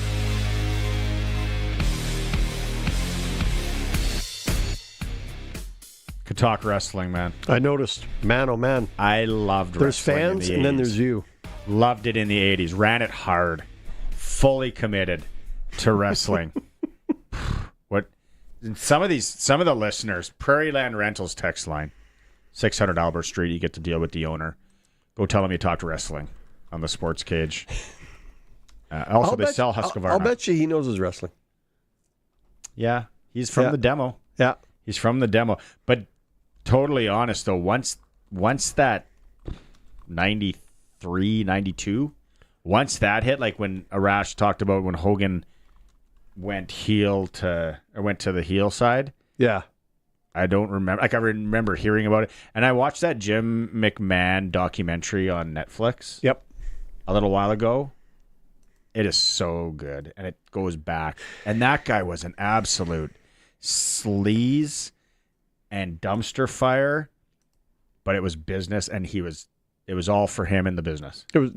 Which I don't fault. No, you can't fault him because it was his business in lots of ways, right? So he took a lot of people on side deal. It was, but yeah, Hulk Hogan died at 71. If you're just tuning in, it was the entertainment business. Keep the text coming. Yeah, some of these names sleazy people are sending in. This is just great stuff.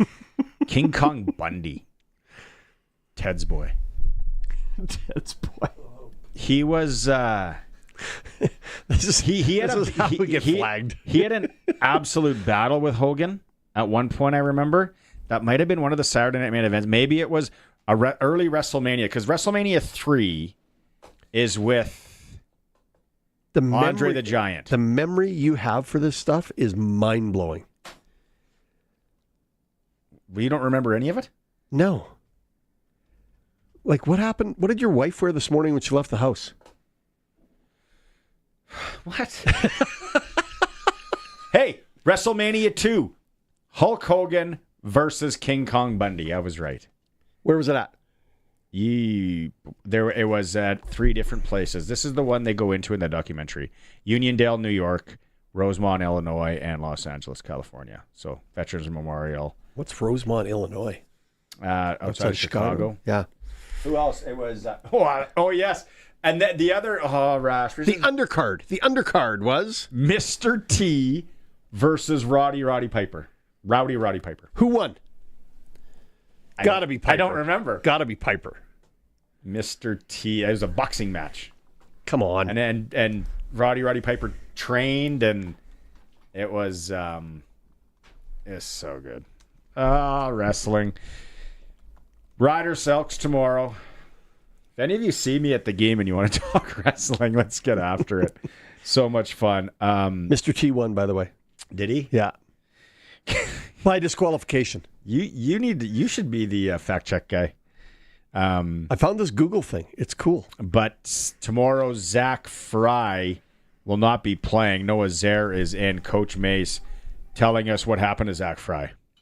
Yeah, man, tough situation. Zach ended up being in a motor vehicle accident earlier in the week. He got checked out at the hospital and here, and all the things were good. We were cleared, and then, like most things do with some injuries to the head, at practice, it wasn't feeling exactly what it should. So again, we're not going to play around with that kind of stuff. And then again, same thing. Next guy, we know what that is here, specifically at that position. So everybody's always ready. So, he'll be fine. I'm sure. It's just, you don't want to risk that. Says he'll be fine. Yep. Our offensive line, we're all a little bit protective of it. If there's anything I'm not worried about, it's our offensive line. We seem able to find just about anybody to play there at an extremely good level. Doesn't matter how many times they practice. So, yeah, loving it. Mace, on thoughts of Noah Zare getting the start. Yeah, incredible, man. Obviously, he's our biggest offensive lineman, homegrown product, which we love that, you know what I mean? But, just from how things went for him in camp and then, coming back, again, similar to Mario Anderson, when we had to make that decision, those are hard, right? Because we still think highly of these guys. Easy for him to come back, seamless transition getting back. And just waiting for his opportunities. He's been on the roster up and down. He started some games for us last year, so it's not like he's fresh. He's never done it before. Excited for his opportunity. I know it means a lot to him to put this helmet on. So what an opportunity for him to go out there and play with some conviction. Coach Mace. Dre McCray had a good game last week. Yeah. You know what? There wasn't a bad part about the Riders last game. There wasn't. You couldn't pick out a guy, an event, play. Well, the unfortunate Kadeem Carey injury would be the only down. I mean, that's an injury that's different, but there wasn't where you went, we got to really clean this up. There wasn't a spot there that you went, no, this isn't going to work. Everybody played very, very well. We will hear from Dre McCray when we come back. It is the Sports Cage. Thanks so much for everyone who's participating on the Prairie Line Rentals text line. We are streaming also at sportscage.com. Never get tired of tire talk? Neither do we. We banter about balance, rave about rolling resistance, and we could tell you all about traction long before social media. Yeah, here at Quality Tire, we care about tires and, well, quality. There's a reason it's our name. This summer, trouble-free driving starts with quality service from Quality Tire, with 9 locations across Saskatchewan. Thanks for coming to our Tread Talk. QualityTire.ca 620 CKRM on location. Kathy Ingram, Souls Harbor Rescue Mission. What a day it's been. This has been incredible. And the work doesn't stop with just one meal, does it? No, it doesn't. We carry on every day, Monday to Friday, serving a hot meal to anybody who needs one. Now, some of the numbers we look at here over 35 years, 150,000 nights of shelter provided. And what about the meals served? That's an incredible number. That's a huge number. So we've served over 3 million meals in 35 years, which is just massive. And the need really is not ending. And some of these people, it's their only meal of the day. Totally. So as time progresses, we're just seeing more and more people coming. We're seeing kids. We're seeing seniors. Everybody is coming to get something to eat. And it's not just about the food, it's about the fellowship as well. If people want more information, how do they reach out to you? They can jump on our website at shrmsk.com and send us a message. 620 CKRM supporting Souls Harbor Rescue Mission today. I'm Gloria Evans. It's an F-Series summer this July at Capital Ford Lincoln. Save up to $18,000 on new Ford F-150s. Or lease a Super Crew 4x4 for just $4.99 a month at 0% for 2 years. Go big on a brand new Super Duty and get up to $15,000 off. And our pre-owned lineup is stacked. Buybacks, lease returns, premium local trades, and more. We're under construction, but we're open for business. It's an F-Series summer, only for a limited time at Capital Ford Lincoln in Regina. The ball is snapped. He scans the field. He's going deep. What a play! Rider fans, make your own great play by going to riders5050.ca. You can now buy tickets for every Rider game, home or away. You can also sign up for the 50-50 Club and never miss a draw, including the weekly loyalty and early bird prizes. All proceeds support amateur football in Saskatchewan, equipping the heartland, and just maybe score a big win. Get your tickets today at riders5050.ca and go Riders! Riders 50-50 is presented by ISC. Get it hot, get it fast, Western Pizza. If your fridge could talk, what would it say? Hey, look at me. I'm a talking fridge. Okay, but what would it say about what's inside? Yikes. You've got some old deer sausage back here next to the moldy cauliflower. Your fridge would probably tell you to order Western Pizza. They've got their pizza down to perfection. Make sure you knock on me first. You might see the salad dressing. Western Pizza, dine in or takeout. Order today. Get it hot, get it fast, Western Pizza. Text CKRM 306-936-6262. From skid steers to tents to power tools, anything you need to rent for that summer job is at Prairie Land Rentals. Deal with the owner, 600 Albert Street. This is Sportscage. Watch our live stream at sportscage.com and on the radio at 620 CKRM.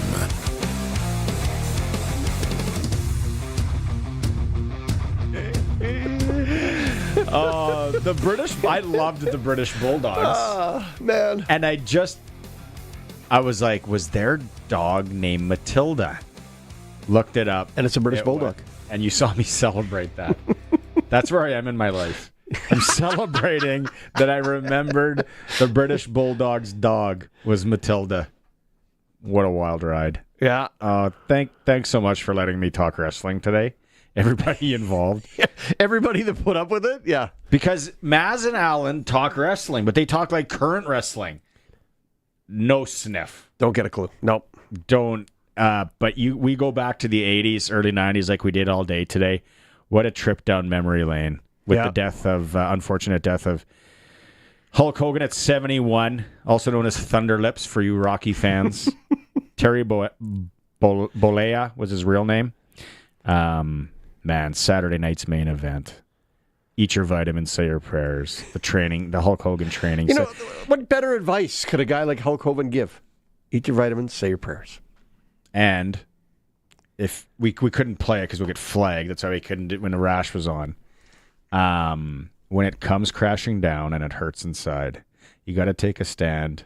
It don't help to hide. If you hurt my friends, then you hurt my pride. I gotta lend a hand. It don't help to hide. I am a real American. I fight for the right of every man. I am a real American. I fight for what's right. Fight for your life. That was the tune. I'm going to listen to it on the way home. You're very sentimental today. Very verklempt. That was awesome. Riders, Elks, tomorrow I'm back for an hour only. It'll be a fun show. But before we go, let's hear from our return man. Heck of a game in his debut last week. Dre McCray with Dave Thomas. Dre, your first CFL experience in Vancouver 1 week ago. What were your takeaways from that game? I think it went well. Glad we came out with the W. Just learn from it, get better, whatever it may be. And whatever I was doing well, just keep doing it.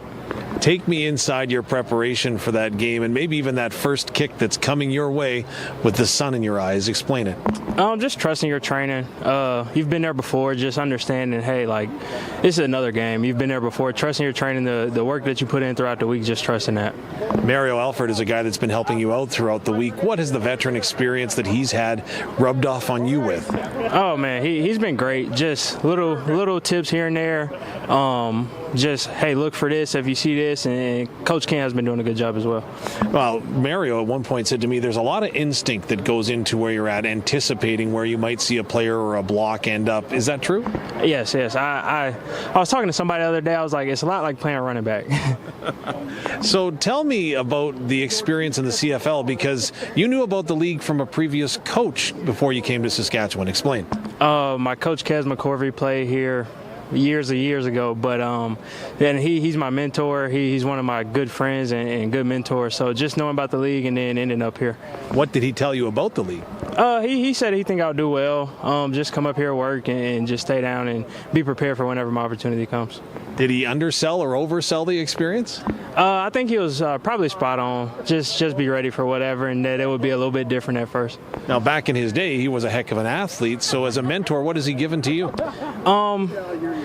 He's my wide receiver trainer, my offensive coordinator in high school. But more than that, he's been a mentor as a man, shaping me into who I am today just over the past few years. He's been a big help in that aspect as well. Tell me what it's like being a Saskatchewan Roughrider and having an opportunity now to play a home game. Man, it's exciting. Just to be out here for the regular season in front of these fans, it's exciting. Well, it's going to be a fun game here. We appreciate your time and all the best. Yes, sir. Thank you. The Country Music Rewind with Colin Lovequist. We'll look back at some of the big shakers and movers of the country music scene. Some cats reinvented themselves, others, they did what works for them the best. We'll feature in the top 25 on your Country Music Rewind. The Country Music Rewind with Colin Lovequist. Brought to you by Crawford's No Frills. Saturday afternoons at 4 and Sunday afternoons at 1 on Country's Greatest Hits, 620 CKRM. It's the perfect place to hold your event. It's the perfect place, whether it's for a trade show, fundraiser, dance recital, company team building event, or off-site business meeting. It's the perfect place for your wedding. With exceptional catering services, venues perfect for a group of any size, and plenty of on-site parking. The perfect place for your event is the Connexus Arts Center. Get all the details about hosting your next event at the Connexus Arts Center at connexusartscenter.ca. See you at the center. Hey, let's hit up Pump Jack's Cathedral. Pump? You talking about my basketball shoes? No, Pump Jack's Cathedral. Who? Pump Jack's Cathedral Saloon and Steakhouse. They're open now. They've got a large selection of local draft and food and drink specials. Kids are allowed until 8. There's live entertainment every weekend. Let's go. I'm pumped.